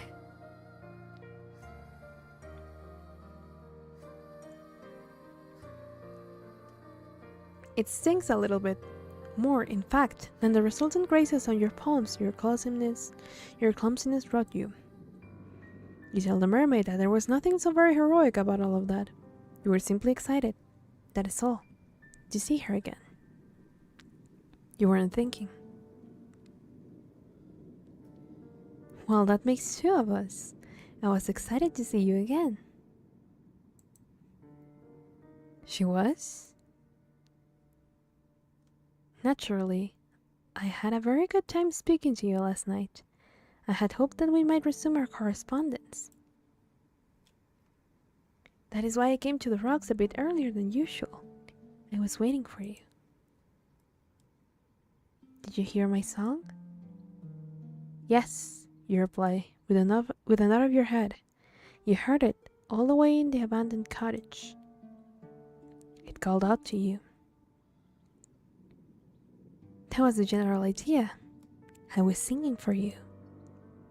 She was? You do not think that you are worthy of the mermaid's song. But if she does not mind dedicating her voice to you, then... Well, who else would I dedicate my voice to? There is nobody else to hear me. That is a good point, you suppose? Shyly, you look back at the mermaid. You thank her for her song. It was very beautiful. Then tell her, before you can lose your nerve, that you have prepared a present for her too. Oh? Have you really? You have. It is a small thing, nothing more than a silly trinket, but if it would not be too much of an imposition, then... With clumsy fingers, you reach into your pocket. For a few moments, you fret that your near fall down the cliff might have damaged the delicate chain nestled within it, but your worries are in vain. The chain is surprisingly sturdy, given it was made with only a few flowers, and it has held firm against the odds. You handle the chain with great care all the same, however, as you hold it out, presenting it for the mermaid's approbation. It was for the mermaid that you fashioned this chain. You thought that it would look nice nestled in her hair. You were pleased with the change when you first made it, but after looking at the mermaid you have begun to reconsider. The mermaid's beauty is otherworldly, so much so, it almost hurts to look at her. Your flower crown by comparison seems a very meager offering indeed.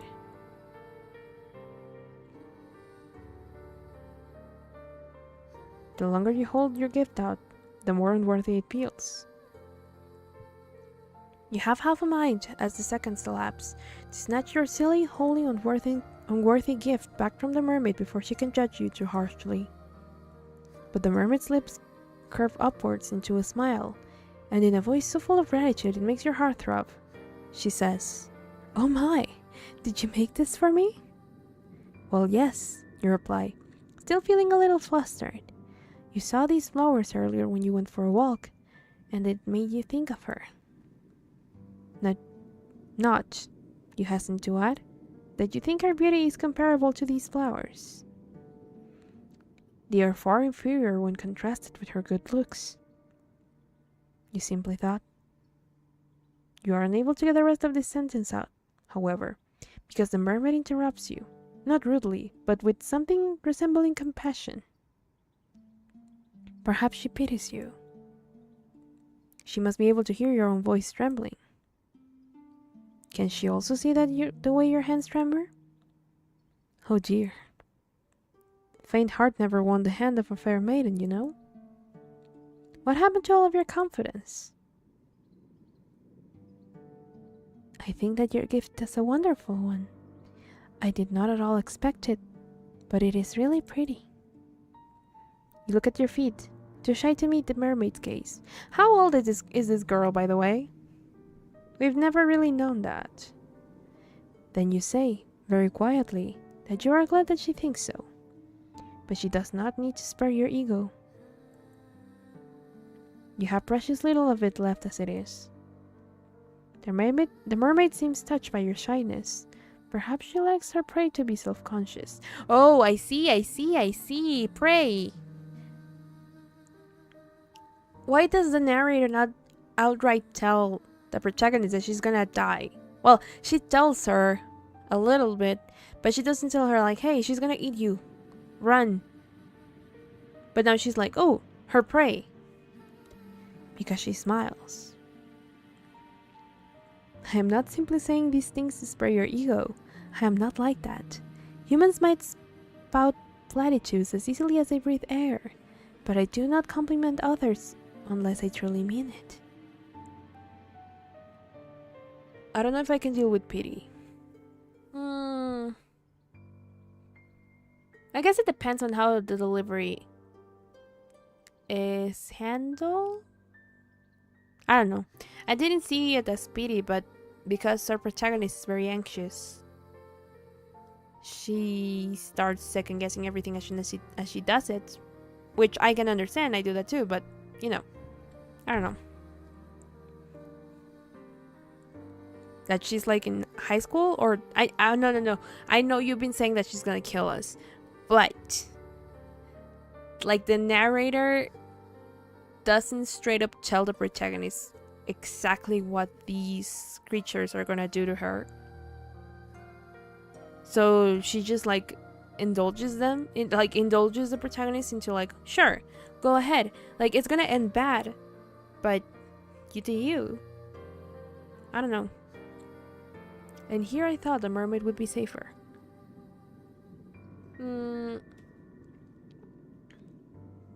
Yeah, like if she's in high school, like this creature is centuries old. So I don't know how I feel about that.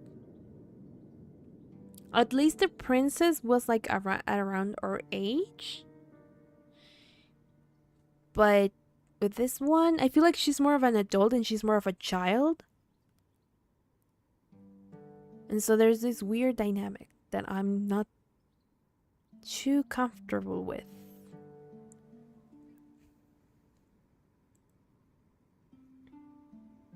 Is that not the point of speech? To have an honest dialogue with one another? If one party in the conversation is withholding their true intentions, then conversation is impossible. Then what are your true intentions? Playing games is a waste of my time. Particularly giving my time above the surface is so very limited. Oh. You blush at this. More deeply still, and survey the mermaid beneath the full fringe of your eyelashes. Then, she really does like it? Did I not just say that? Humans are so very funny.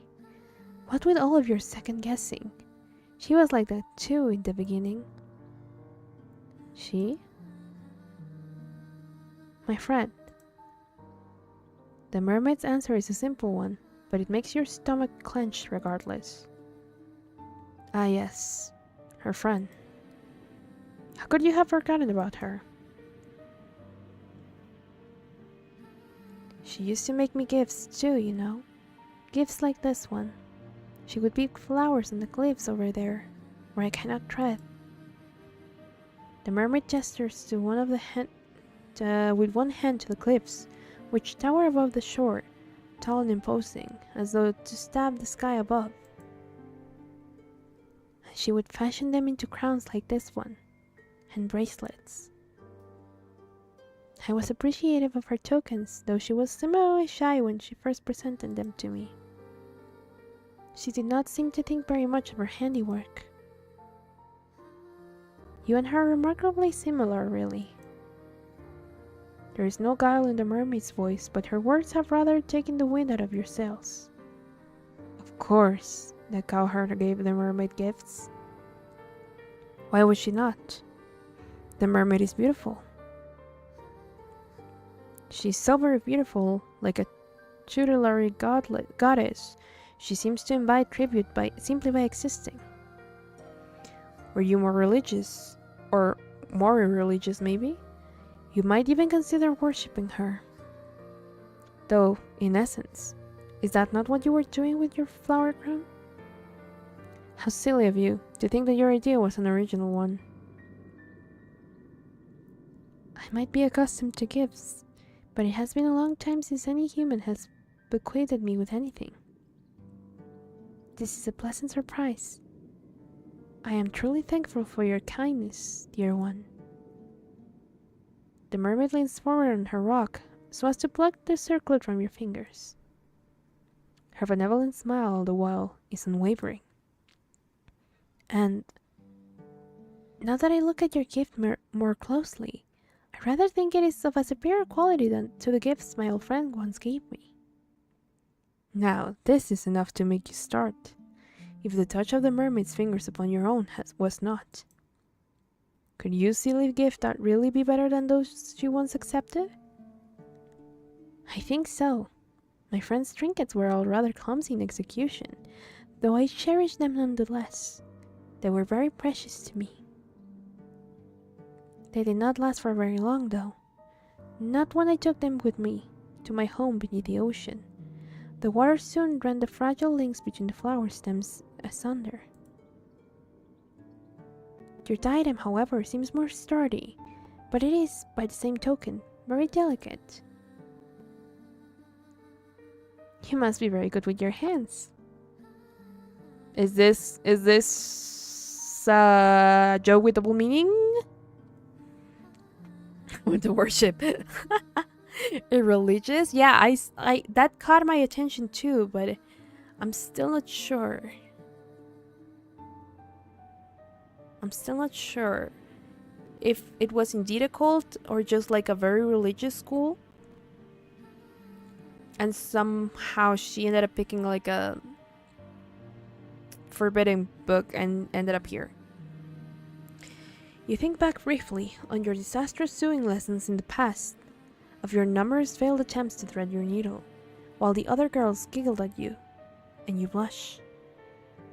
You think the mermaid's praise might be a touch too effusive. You tell the mermaid as much, but she only laughs. I do not think so. Now. She looks even prettier with a flower crown. Oh my god, why? Why is she pretty if she's gonna eat me or kill me? The mermaid places your floral trinket upon her head, over her long, fair hair, then surveys you in a manner which seems almost coquettish. What do you think? You think that the mermaid looks radiant, though that is less because of your gift and more because of her natural looks. You tell the mermaid this, though not in terms quite this glowing, and she giggles. You are selling yourself too short. I think your gift is lovely, really. The flowers rather match my hair. Yes, you answer with a nod of your head. That is why you picked those flowers. She is all you have been able to think of. I am glad that you have been thinking of me. In truth, have been thinking of you, though I did not wish to say as much. No? No. It would be embarrassing to confess to how much I have been looking forward to our reunion, if you do not feel similarly. I do not care to pine for humans from afar. But if you care as for me as I do you, then it makes me feel less alone. Let's go, Sorusi. We got her, I think. Am I the only one who doesn't think she's pretty? You are aware of danger, Con. We are aware of danger. But she is pretty. Like, dangerous beauty, I guess. Like, I know she's dangerous. I know she's gonna end us. But she is very pretty. I cannot deny that. Danger doesn't make it less pretty. You hasten to assure the mermaid, your face aflame. Do you ever stop blushing? Goodness gracious. That you do care for her. Very much so. You have not known her for very long, but she has certainly made an impression upon you. She is such an easy conversationalist that the time simply slips by when you are together.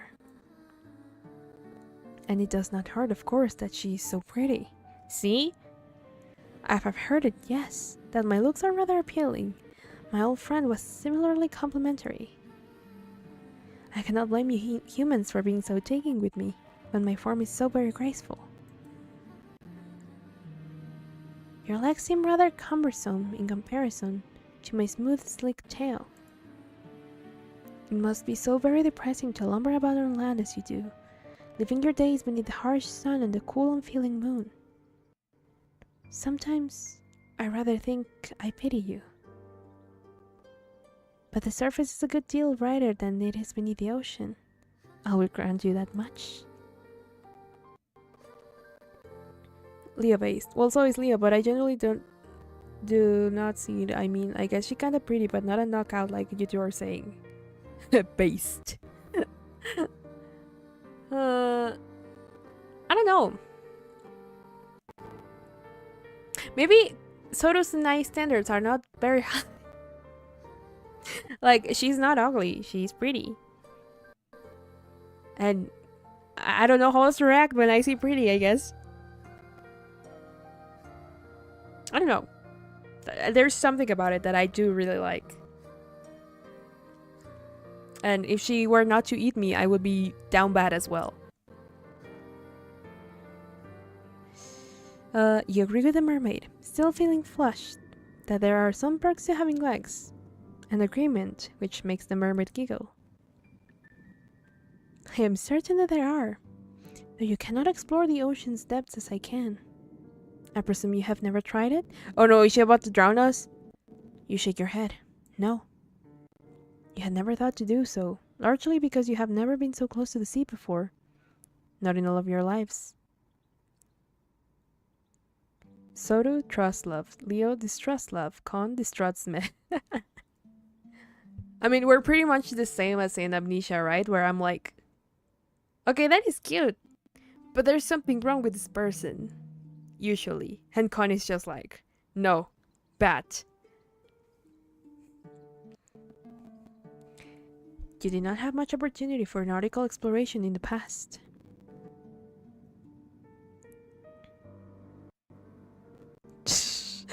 No, Saru! Don't give in to the masochistic tendencies. I think the only case where I'm like, heck yeah, she can kill me and I would be like, thanks. You're gorgeous, by the way, is Lady G. That is the only case where I'd be like, heck yeah. You were not allowed to go anywhere then. Save to the local church. Oh, local church! So yeah, we are religious. It was quite a lonely existence. Well now, that is a pity. You were kind enough to give me a gift fashioned from flowers which grow where I cannot reach them. So perhaps I ought to return the favor. The favor? Yes, that is right. It would seem only fitting that I give to you something which can only be found in the ocean's depths. Perhaps we could look at it as a form of cultural exchange. Oh no, you protest, your eyes wide. You couldn't possibly put such a burden upon her. You did not give her a gift after all because you wanted to receive anything in return. Anything other than her friendship, that is. Her conversation is more than enough to satisfy you. You do not need any physical presence on top of that. The mermaid does not seem convinced, however, by your naysaying. She raises one eyebrow. Even this gesture is performed elegantly. Then says, if my company is all it takes to satisfy you, then you are easy to please indeed. But please, do not rebuff me. I am offering because I wish to do this. Remember what I said? I do not say things for the sake of it. Well, you murmur, if she really doesn't mind. Of course I do not mind. Now wait there. I will not be very long. It would be rude to abandon my new friend in the midst of a conversation. The mermaid turns her attention towards the clear mirror-like water, which shimmers beneath the moonlight. Then she dives. Her body arches elegantly through the air, her long, slender limbs cleaving through the surface of the water with nary a ripple. As a wise man once told me, friendship is a myth. I do think friendship exists, but I think the protagonist's intentions are not to be friends, but more. But she's not gonna say it. The mermaid's face is first submerged, then her torso, and, at long last, her tail. The water rushes forward to envelop her, as though it has been waiting for her. It subsumes her. It swallows her. Then, she disappears from view. The mermaid's gone. But you're still here. Well, now what are you to do? There is nothing that can be done, you suppose, save waiting. And they were roommates. You stand there for several moments, watching the black water lap against the shore. The breeze howls mournfully. like a wounded animal, as it buffets your hair about your face and your torn skirt around your legs.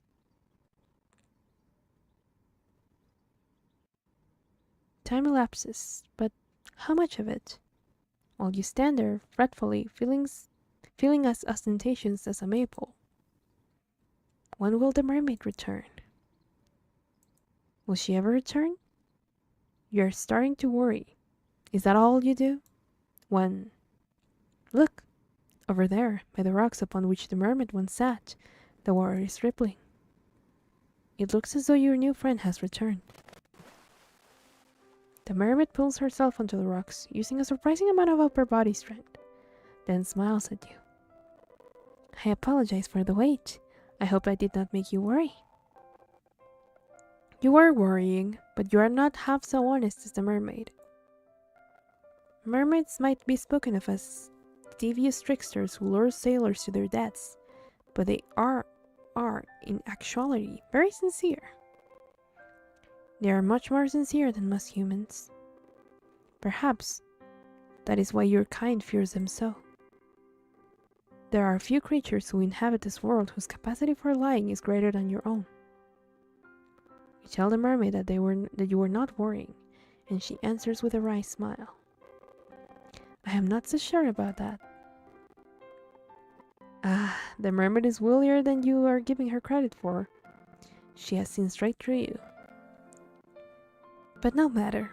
It took me some time, but I was finally able to retrieve for you a gift. I do not have the means to turn this into a pretty piece of jewelry, and as you did with the flowers, but I wish to give it to you nonetheless. I do hope that you like it. The mermaid leans forwards, then holds her gift out towards you. Her slender fingers unfurl about it, like the petals of a flower being folded back, and... Oh, what a pretty gift it is. The ocean might be dark and deep, cold and unfeeling, but the same cannot be said for the object which glitters upon the mermaid's palm. She has fished from the depths of the water a beautiful shell, one which shimmers prismatic colors beneath the moon's light, much like the scales of her tail. The shell is so very pretty, it quite takes your breath away. You look at the shell worriedly, your teeth biting your lower lip. That is a bad habit, you know. You will make yourself bleed. Then ask the mermaid if this is really alright. Would a gift like this not be wasted on you? Of course not. I want you to have the shell because it makes me think of you. It does? How so? I thought it should be obvious. The shell is a lovely find. As are you. Oh. Did she just call you lovely? Surely. Oh. Choto. Surely you must have misheard her. You can scarcely believe it. It is an awful lot for you to take in, but... Now why are you gulping at me like that? The wind will change, you know, and then your face will be stuck like that, which would be... Wait, what? No. Stop. I think I accidentally clicked the auto button. The wind will change, you know, and then your face will be stuck like that, which would be quite a shame. You would waste your good looks, which for a maiden such as yourself would be nothing short of a tragedy. It seems as though the mermaid really does think you are pretty after all. The mermaid with her smooth skin and her fair hair. You can scarcely believe it. I have one of those in my room. I used to have a bunch of like shells, but not like that one. More like those are like kinda flat, but not really. Like the ones you see in cartoons. There is something almost laughable about the mermaid's compliments. How could she call you pretty when her looks are so immediately obviously superior? Tongue-tied, you look at your feet. You do not know how to reply to the mermaid. You have half a mind to refute her words, to tell her that you are not that pretty. Not really, but you fear that you might look rude. You do not want to rebuff the mermaid's well wishes. There is nothing for it, then, but to take the shell which the mermaid retrieved from the ocean's depths for you. You do not think that you are worthy of it, but neither do you want to refuse it. Sort of just having the time of her life, honestly.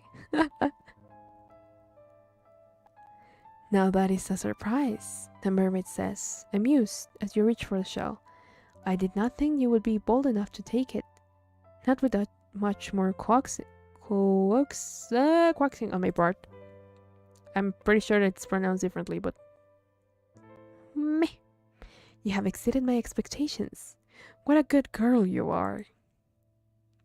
Your heart flutters with this praise, and it flutters all the more when your trembling fingers brush against the mermaid's palm. She presses the shell into your skin, and your own fingers tighten about it. The shell is sharp and pointed, and it digs uncomfortably into your skin. It hurts, but there is pleasure in the pain. Oh no! This too feels like a gift from the mermaid. You do not want to spurn it. Even pain can be a precious thing when dealt by one whom you care about.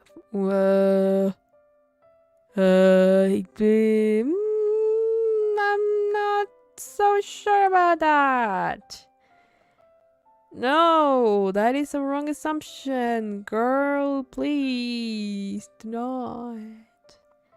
How touch-starved are you? You never knew that before. You hold the shell to your heart, which is beating an irregular rhythm, and look at the mermaid. Then, very softly, you thank her. It is quite all right.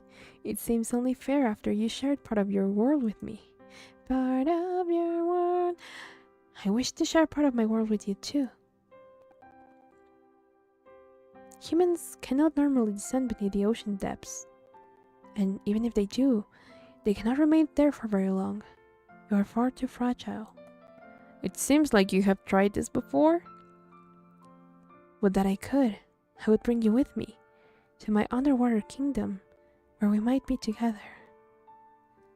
The mermaid's melodic voice trails away, suffused with something resembling melancholia. She sighs.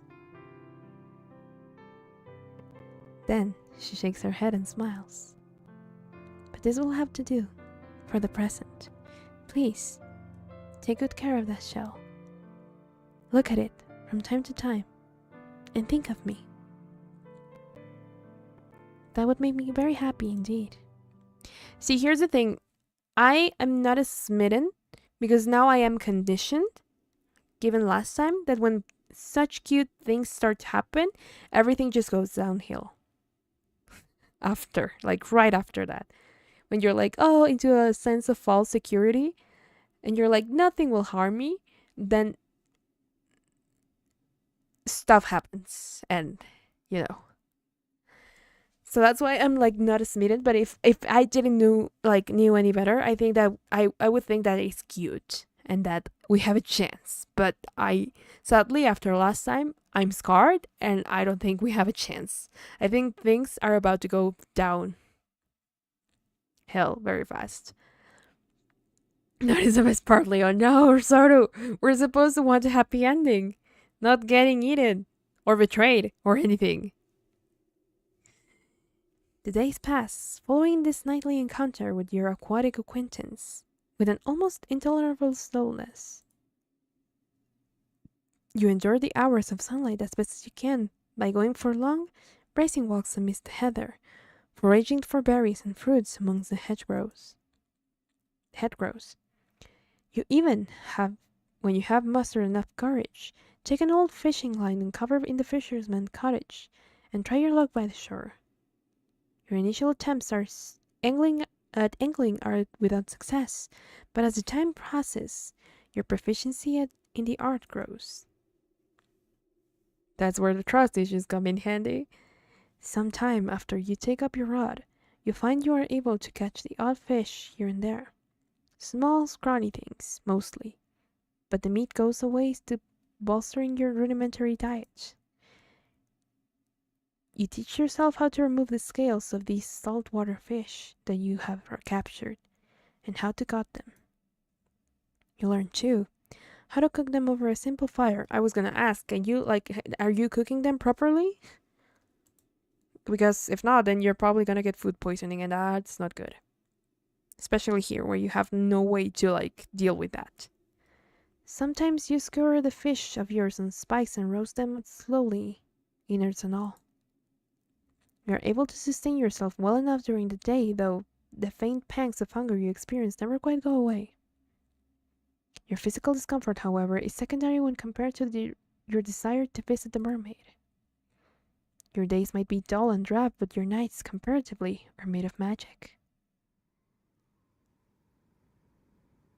It is only during the night that the mermaid emerges from beneath the waves, and when she does, you hurry to her side. You have never before had anybody who took so great an interest in you, not until the mermaid.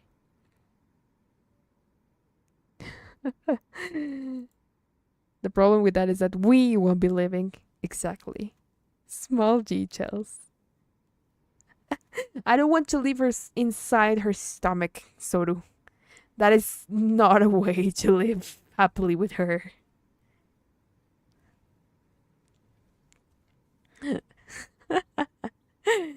You have never before had... Okay, yeah. I read that. That is why she has grown to mean so very much to you. She is the first friend you ever had.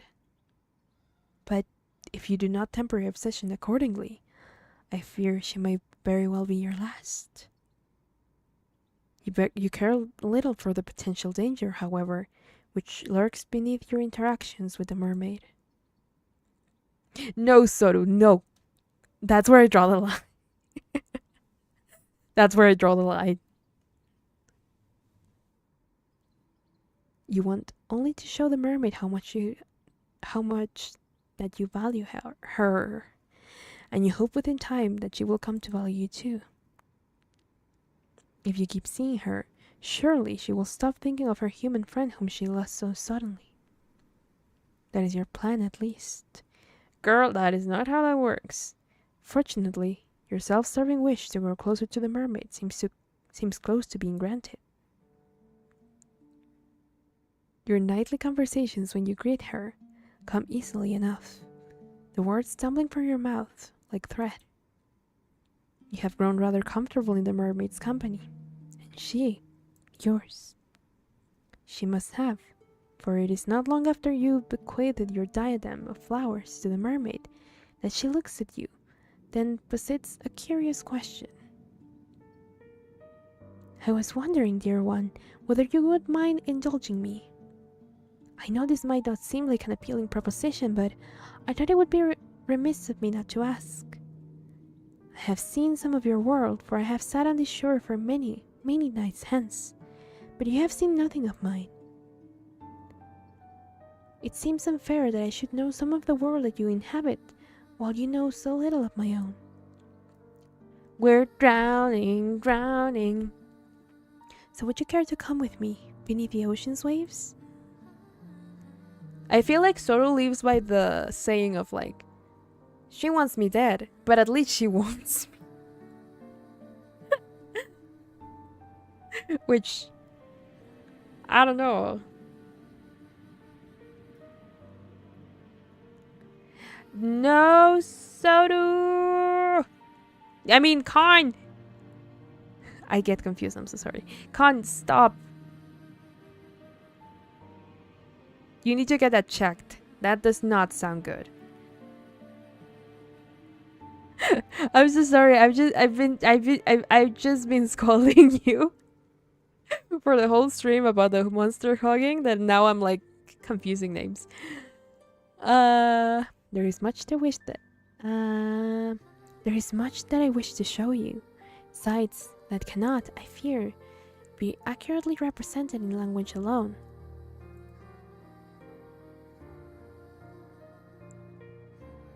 Words can be awfully stifling when it comes to the communication of experiences such as this. Like, I know who is who. I know I was talking to Yukon, but I got used to like screaming Soru for the past hour that I'm like, Soru, but no, it was about you. Sorry.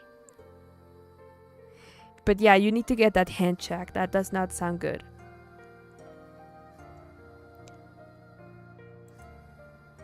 It is quite a florid speech, but at the heart of it beats a simple enough request. The mermaid wishes to bring you beneath the ocean's surface so that she may show you her home. You are flattered initially that the mermaid wishes to show you something so personal, but after this flutter of flattery there comes an uncomfortable sense of unease. The mermaid might feel at home beneath the water surface, but what of you? You're a human girl with two awkward and ungainly legs, and you were not made to live under the sea. You frown, and mistrustfully you look at the ocean. It is late at night, as it always is when you speak to the mermaid, and the water does not look blue. It appears instead to be obsidian. I'm a college student, I don't have money for that. I mean, yeah, but still, if that gets worse, then you're not gonna be able to do a lot of things. So, at least something. The problem is that in the US, like, the pricing for medical stuff is really, so I get it,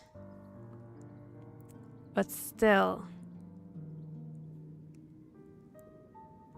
The waves moan as they break against the rocks, which jut out of the shore like a mighty dragon's bones. They sound angry, violent almost.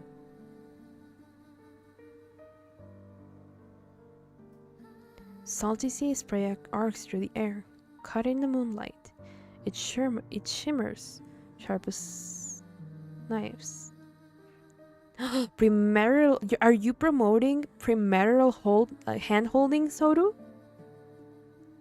Jeez. My GF is online anyways. One of my friends landed on his back from a third-story window and he walked it off. Well, he was very lucky, but dude, no. No. I can tell you this as someone who, what's the word for it? I didn't sprain my leg, it's like, or my knee. Or, like, the back of my knee is the thing that I hurt, but, what's the word for it?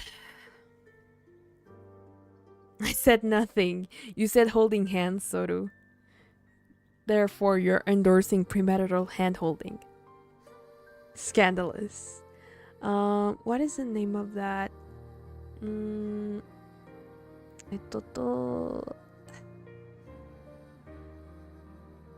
desgarre. I tore the muscle that is behind the knee during dancing lessons, and I thought that after a couple of days it would go away. A week went by, it didn't go away. I had to go get it checked, and it ended up being that I tore the muscle, and I ended up not being able to do anything for like 2 months, and even after that it didn't really go away until like 6 months or 8. So, you know, and now I can predict the weather with my knee because it didn't properly heal.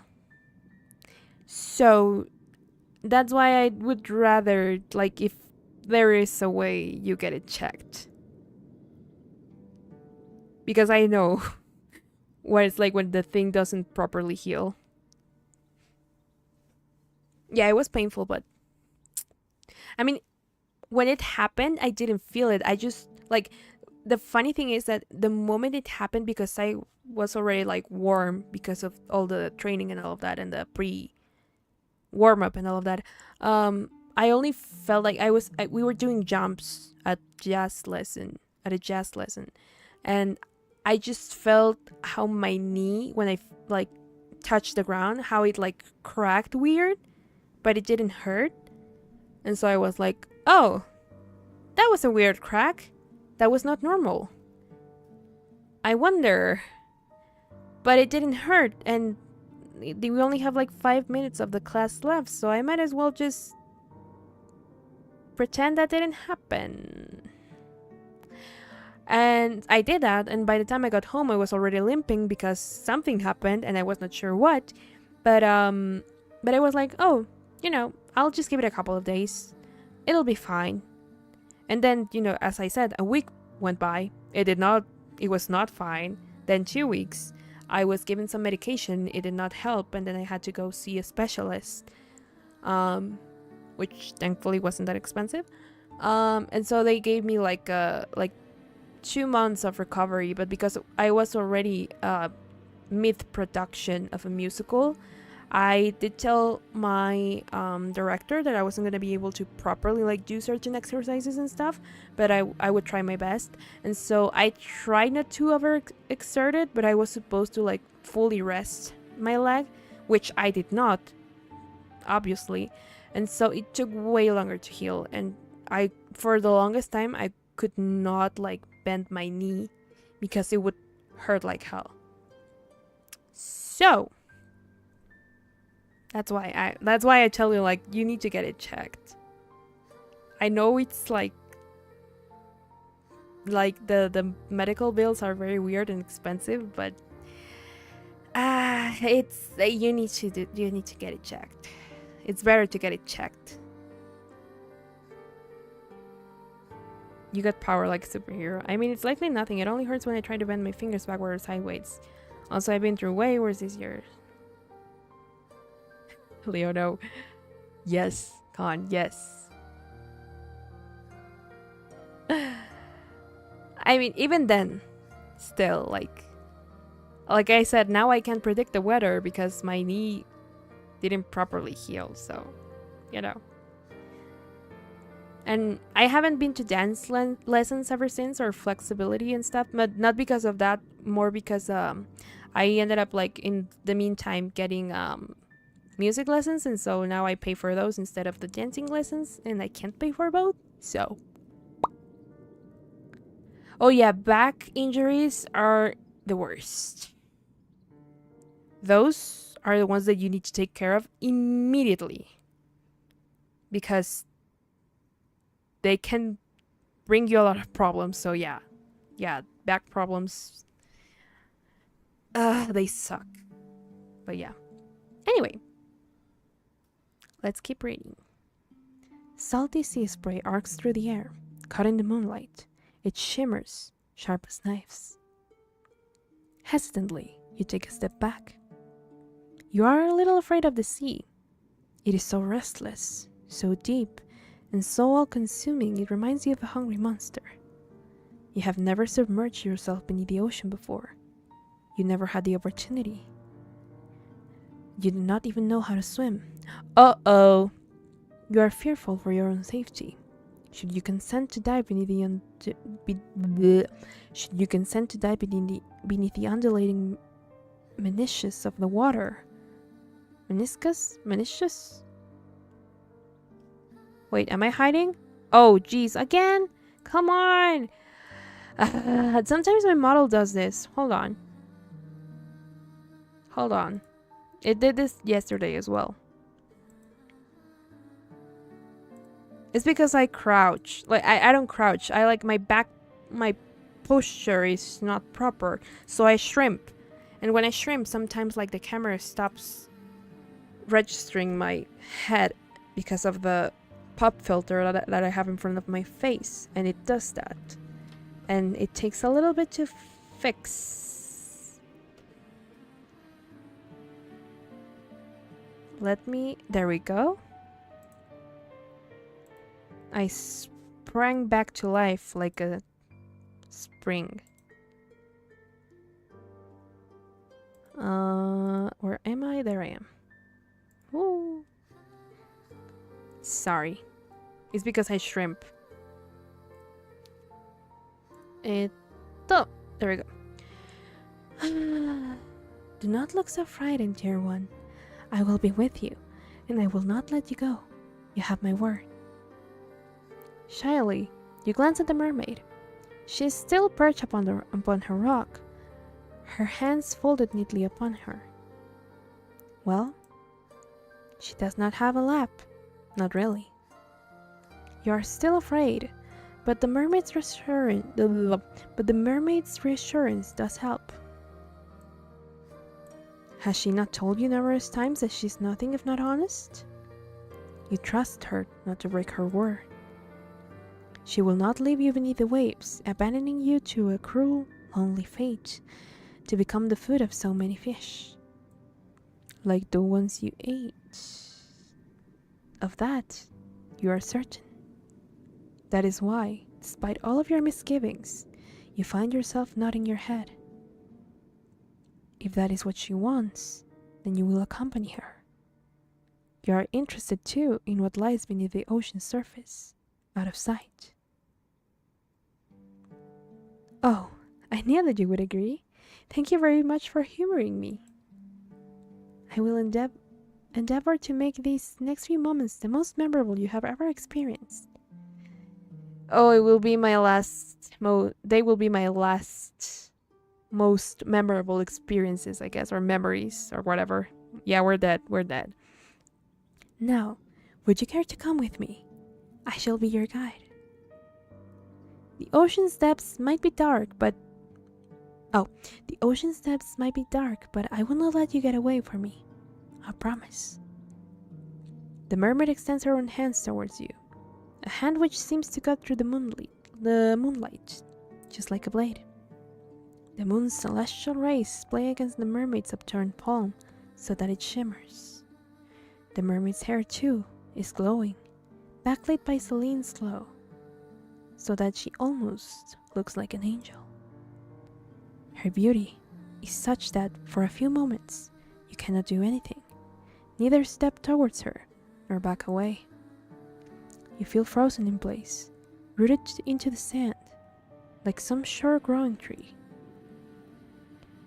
You still do not understand why the mermaid has taken such an interest in you, but an old adage does occur to you. You ought not to look a gift horse in the mouth, or ignore the pleas of a graceful, dignified mermaid. You reach out, your arm shaking like the skinny bough of an ancient tree, and find the mermaid's hand with your own. The mermaid's fingers curl about your own. Her nails, only now you notice how sharp they are, digging into your skin. Though the mermaid herself looks very soft, her grip is surprisingly strong. You do not think if she wielded, you would be able to get away from her. But why would you want to? She does not mean you any harm. Story is very excited about her,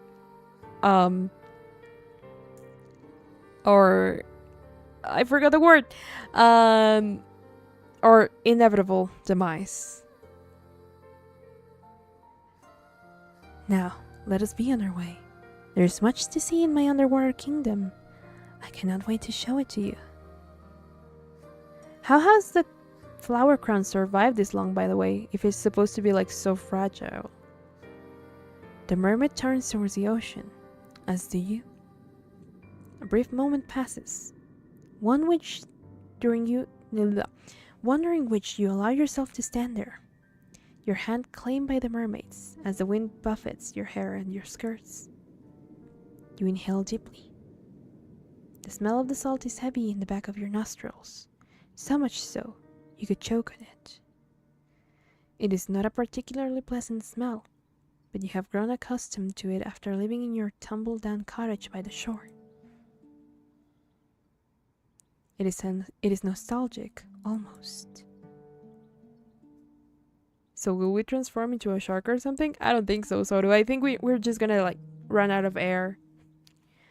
You have a vague feeling as you stand on the precipice between your world and that of your aquatic companions that you might never be able to smell the salt in the air like this. That you might never again be able to smell the salt in the air like this.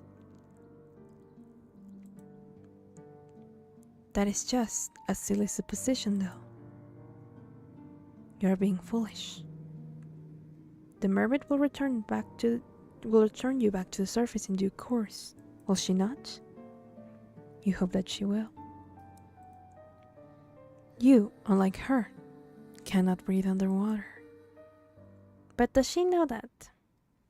You open your mouth, meaning to ask the mermaid about this fact, but you are not afforded the opportunity to speak. The mermaid has already shifted, her fingers still twined about yours. She dives forwards, her body slicing through the surface of the water like a knife, and you, inexorably, are dragged along with her. The music stopped. Okay, there's more music again.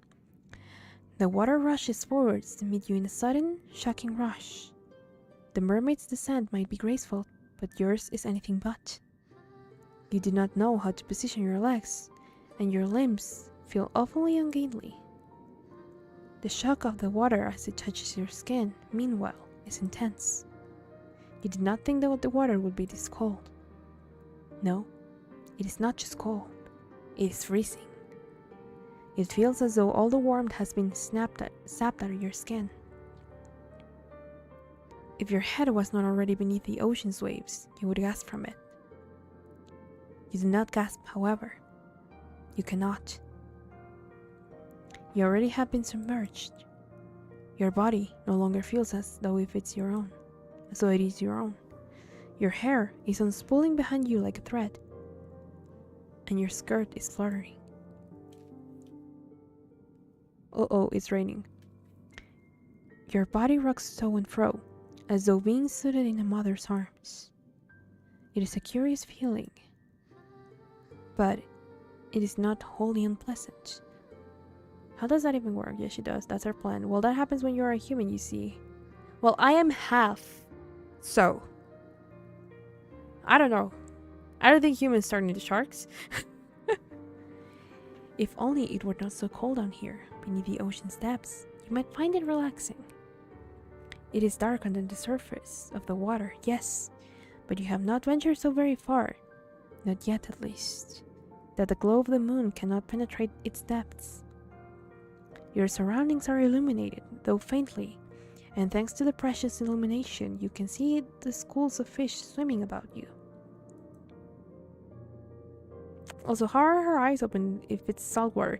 You can open them, they will sting, but you can actually do it. Their scales all glisten as they arc through the waves like rainbows. They do not look like life forms. They appear instead, to your fairy tale adult mind, to be ancient relics brought to life through some strange arcane sorcery. Like, when I was younger and I would go to the beach, I would like open my eyes under the water without any goggles on. And it stings, but you get used to it and you can see. Very blurry, but you can see. At least she's not transforming into a monster. Same thing as in like pools. Like the bleach that they have will make your eyes sting a little bit, but you can see. And as far as I'm aware, it doesn't really harm your eyes. But it does hurt a little bit. But it is possible to do so without goggles, so. They appear instead to your fairy tale adult mind to be ancient relics brought to life through some strange arcane sorcery.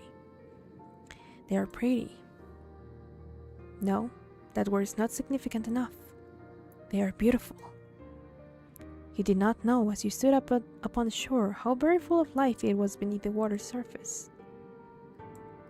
You did not know either how very beautiful these aquatic denizens of the deep were. You have never seen fish like these before, not in real life. You have vague, hazy memories of dissecting a fish once in a particularly gruesome biology lesson. But that feels like a very long time ago now. You would far rather think on your present than dwell upon the past.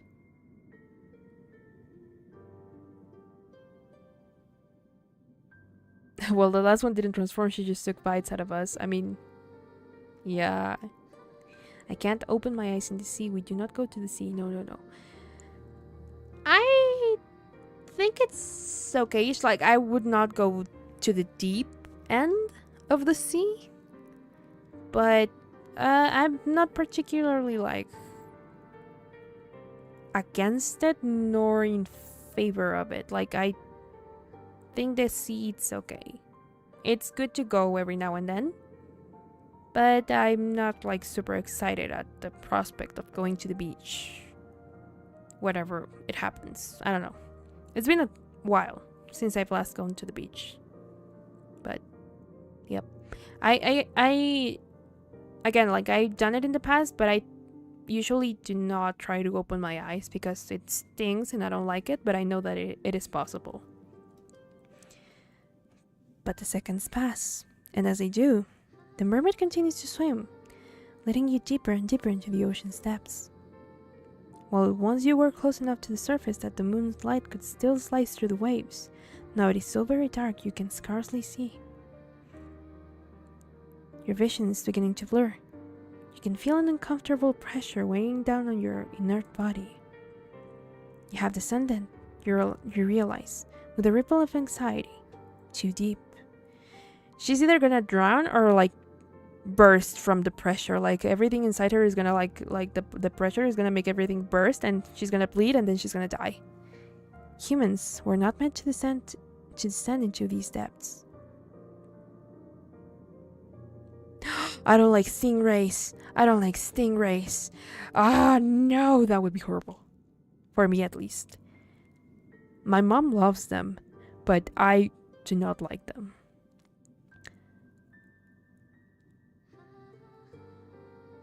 Yeah, she's gonna implode. The water, once cold, now feels freezing. It caresses every inch of your exposed flesh, as if to sap what little warmth you might still possess. You shiver, and when you do, you swear that you can hear your teeth chattering, despite the water which stops your ears. The water is stopping up your nostrils. There is so much water down here at the bottom of the ocean. It is endless. The mermaid might be able to breathe underwater, but you are not so very fortunate. Stingray are good until they sting you. I mean, I know there are ways, like, after all, there are like petting like sections at aquariums where kids can like touch the stingrays as long as you don't touch their tails or anything like that, and you don't like make them angry or anything, that like they won't attack you. But I think the submarine reminded us all that people can't go deep. Well, the one I found didn't sting me, thankfully. Yeah, things like those make me very anxious, so that's why I rather not. But I know that you can touch a stingray without it like stinging you and you dying from the poison or whatever. But yeah, the submarine, that was very unfortunate. Yikes. Your body is far less sophisticated than hers, and it requires oxygen with which to furnish your body with continued strength, not salt water. The thought of trying to inhale the endless water which surrounds you makes you shudder. You would rather not attempt it. No, that is bad. That feels horrible. You do not have gills. When will the mermaid take you back to the surface? Surely she must know that you have fast begun to near your limit. You have been underwater for too long, and it's too cold, and it's so dark now. In any event, you cannot see much of anything. The joy you once felt during your underwater adventure has begun to dissipate, just like the last of the oxygen you still possess. It is time to return to the surface now, but how are you to communicate this to the mermaid? You cannot speak, and she's not looking at you. She's staring instead fixedly at something beyond your comprehension. Something far away, perhaps in the underwater gloom that you cannot see. Not knowing what else to do, you try to pull your arm free from the mermaid's grasp. You hope that this will signal to her that she has grown too carried away in her endeavors, that she ought to cut short your expedition and return to the shore. The mermaid does not react, however, to your attempts to escape her. Her grip does not slacken, as you had hoped from about your wrist.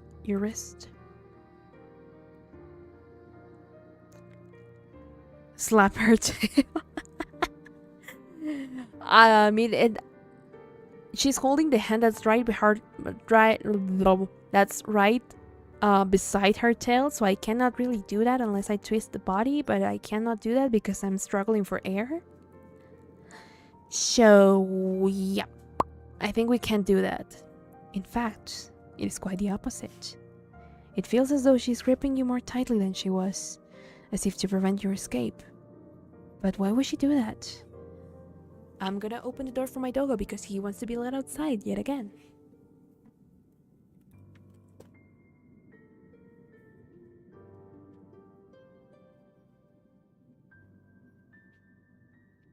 What? There we go.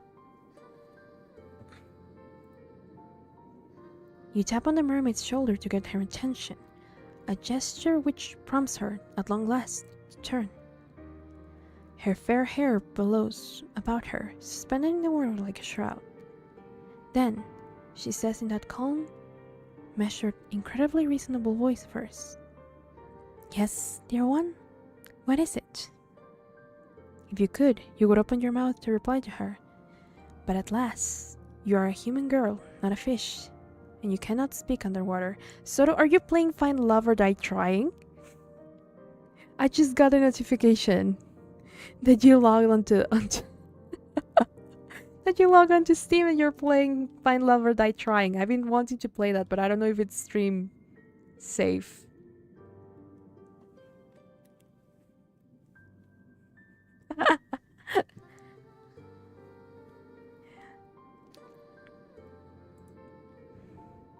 Any attempt to do so would accomplish naught save filling your pretty mouth like your pretty little mouth with water. The mermaid really ought to have considered that before she started to ask you questions. But your comfort seems to be the last thing on the mermaid's mind. I will inform you later. Please let me know if it's actually safe to stream because I've been wondering that for a while. She smiles at you gently, delicately, then says, "I understand. Being underwater for so long must be beginning to take its toll. Do your lungs feel like iron? Are they heavy?" So she does understand your woes. It's another visual novel that it's like a little, like a game show where you literally do just what the title says. You either find love amongst the participants or you die trying, because I think they either kill you or some things. I don't remember quite well, but I remember seeing in the tags that there might be some content that might not be family friendly enough for YouTube. So I need to know if I can stream it, and in case it does have something, if I need to censor it, or if I would be able to censor it properly, you know. I knew it! Evil! It's my kind of game. I mean, it does look interesting, that's why I got it, but I don't want to risk it, that's why I'm like asking you. Now that I had like the notification popped up, I was like, huh, interesting. You may not be able to speak, suspended as you are in the dark, murky depths, but communication is not wholly impossible. You nod, your head empathetically, hoping that this will be enough to make your distress apparent, but yes, that will happen. It is a natural part, or so I've heard, of drowning. Not that I have ever had the opportunity to experience it for myself. Well, I guess I would die. I am incapable, you see, of meeting my demise in such a manner. Unless you dry in the air? No, what? No, what was that? What could she mean? And she just looks at you, smiling. Great. I mean, the mermaid answers, can she read minds? That this was a calculated act upon my part. Forgive me, dear one, but the moment you consented to sinking beneath the water with me, your fate was sealed. Your lungs will be flooded with water soon enough. Then you will die. It is not a pretty way to go. You needn't worry about your corpse bloating, disfiguring, or being eaten by fish, though. I will take very good care of it. I promise. In death, you will look lovely, almost angelic. Is that not what you always wanted? You do not know what the mermaid thinks it is exactly that you want, but you think she is laboring under some severe misunderstandings. You would like to try and correct her. You do not want to die, but of course, you cannot open your mouth. What a pity. Okay, now I'm not so into her. See, I told you. Well, at least it saves me the effort of transcribing your dying pleas. I doubt they would be particularly interesting. If you want to know why I'm doing this, then I would not mind obliging. I have no secrets to keep from you. Other than the secret, perhaps, that upon your first meeting, she nursed within her cold fish's heart the desire to bring about your watery murder?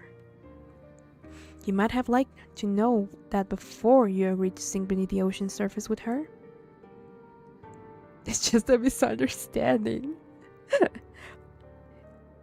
Soru is trying to be like, I can fix her. I promise. I am only doing this because I have no choice. The other girl I liked, after all, the one whom I adored, disappeared. She went away, and I was never again afforded the opportunity to see her. You reminded me of that girl, though you do not look much alike. You do not act very alike either. But you are both humans who, despite your delicacies, have no shortage of determination. How your kind is able to live when your lifespans are so very short, and you are susceptible to very many diseases, is a mystery to me. Though my lifespan far eclipses your own, and I am far sturdier, I cannot help but marvel at the tenacity of you humans. I know that, if I were as fragile as you are, I would not be able to exist in this world. I would not be far too afraid. I would see my own death lurking behind every corner. Oh, I would be far too afraid. Just as you can see your own death looming before you. It is not so very far away now. You can feel it coming closer and closer and closing its cold, icy fingers around your throat. You humans are incredible. I cannot help but respect you, weak and pitiful though you are. She respects your tenacity so very much she wishes to extinguish it? That does not make very much sense. Perhaps my words are confusing you, but it makes perfect sense, to me at least. My beloved Cowherd left me. I do not know where she went or what happened to her.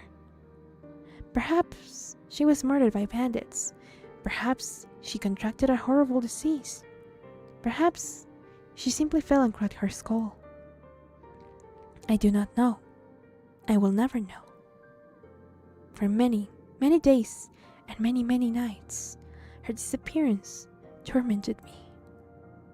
I could not help but wonder how it came about, but there were so many possibilities I could not imagine all of them.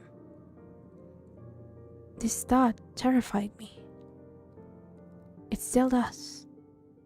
That is why I am going to take you to my underwater kingdom with me. There, we can be together forever. Nothing will be able to tear us apart then. I will brush your hair, and I will dress you in the finest pearls found from the bottom of the seabed. It will be lovely, much, much lovelier than any sort of miserable existence you might be able to eke out above the water. In my citadel, you will never be attacked by bandits, nor ravaged by diseases.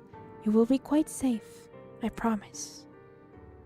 Quite safe, yes, and quite dead too, surely? Well, yes, that is the only unfortunate aspect of my plan. She considers your death nothing more than a mere misfortune? The mermaid might be surprisingly cold after all. But perhaps you ought to have predicted this. She is part fish. Are fish not cold-blooded like lizards? Are they? You probably learned this at some point during biology class, but your lessons are beginning to feel very faint and far away now. Your body is beginning to fail you.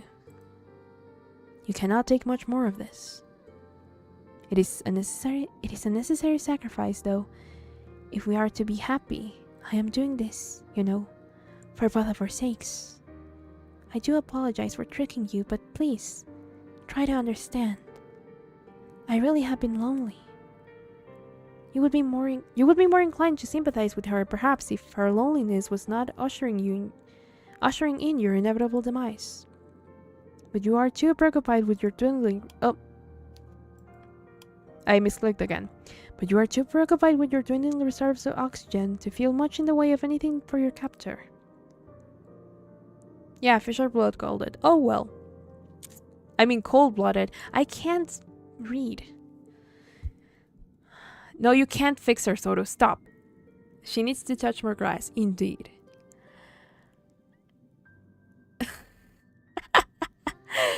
Oh boy. Anyway. You can feel the pressure of the water against your eyes. They are beginning to ache. Perhaps you are crying. You do not know. The water masks much of your anguish. You have been drifting underwater for almost 3 minutes. That is remarkably long time to go without any air. Your vision is beginning to cloud. Your surroundings, already dark, look darker, still, unpleasant and obscure, and not at all like the paradise the mermaid promised you. The pain of being suffocated slowly is far stronger, and far more oppressive than the sensation of the mermaid's hand wound tightly about your arm. Is there no escape for you? The prognosis, I am sorry to say, is grim. Your fate, as the mermaid said, really was sealed the moment you met her, luxuriating on those rocks beneath the moonlight. But you'll forgive me if my sympathy is limited. You did bring this upon yourself, you know? You reap what you sow, and in your case, you made a series of bad decisions which led you ultimately to your demise. This is the exact same dialogue that the narrator gave us back when we were being eaten alive by the cannibal princess. Now, what do you want to do? Will you accept this fate of yours and rest in peace? Or will you try to fight against it? I mean, last time when we said fight against our fate, it took us back to the beginning. So let's see. Ah, I like that look on your face. It is a look full of determination. The self-same determination which first prompted me to take an interest in you. I can tell that you are not happy with this ending. Well, duh. You did not come all over this way, after all, to drown.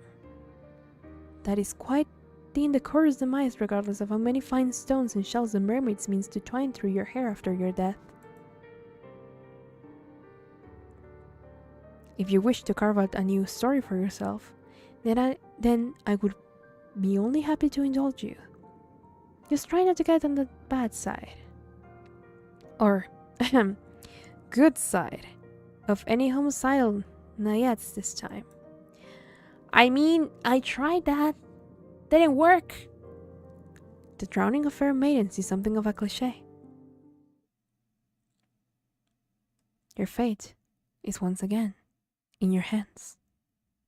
Now I wonder, which path will you take? I mean, there's only one left, really. Apparently not, unless there's like some secret ending, which I think is the direction this is going, or this is taking. Because so far, no matter what we chose, we ended up getting a bad ending. And it gives you the option to either surrender to that ending, or try again. We tried again, and we got drowned by a crazy mermaid that was like, hey, this person went away and abandoned me, they're probably dead. So, as to not go through that torment again, I'm gonna kill you, but we will live forever together. She did not eat me, but she still killed me to be together forever with me. This is literally Undertale. It follows me, it haunts me wherever I go. Only this time I don't have to actually fight the fish. Yeah, it is a really sad game, to an extent. I'm more interested on the narrator and why are they doing this.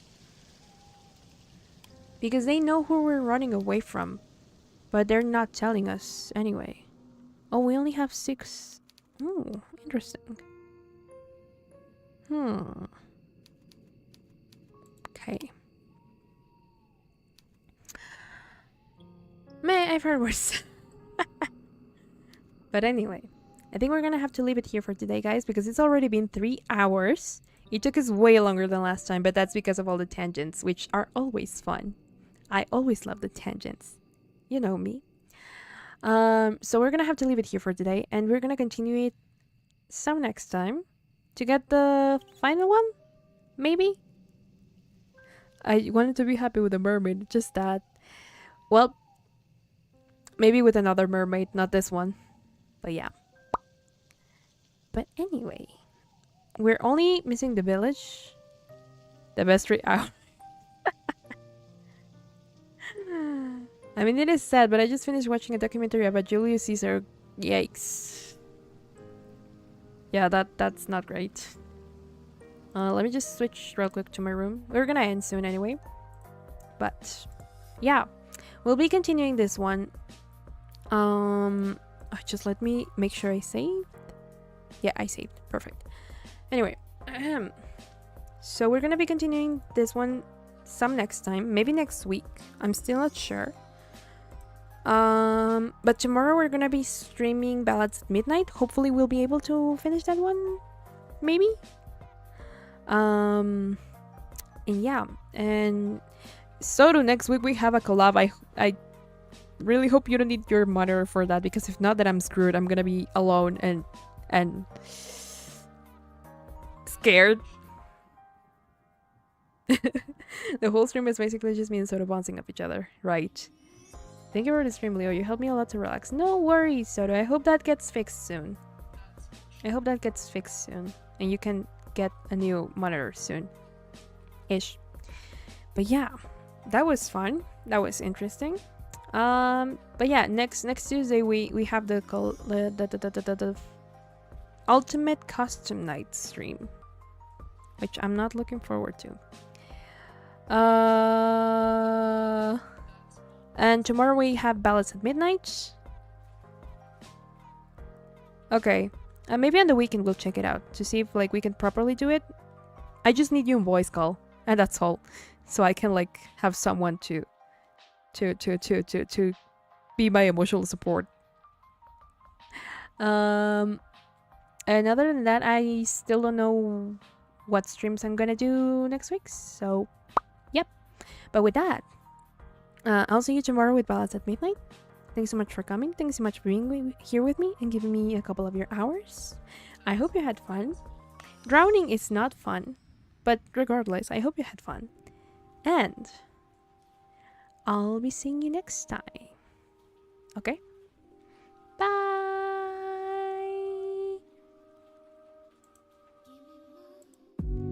Bye-bye. Have a good rest of your night, everyone. Bye! Okay, bye.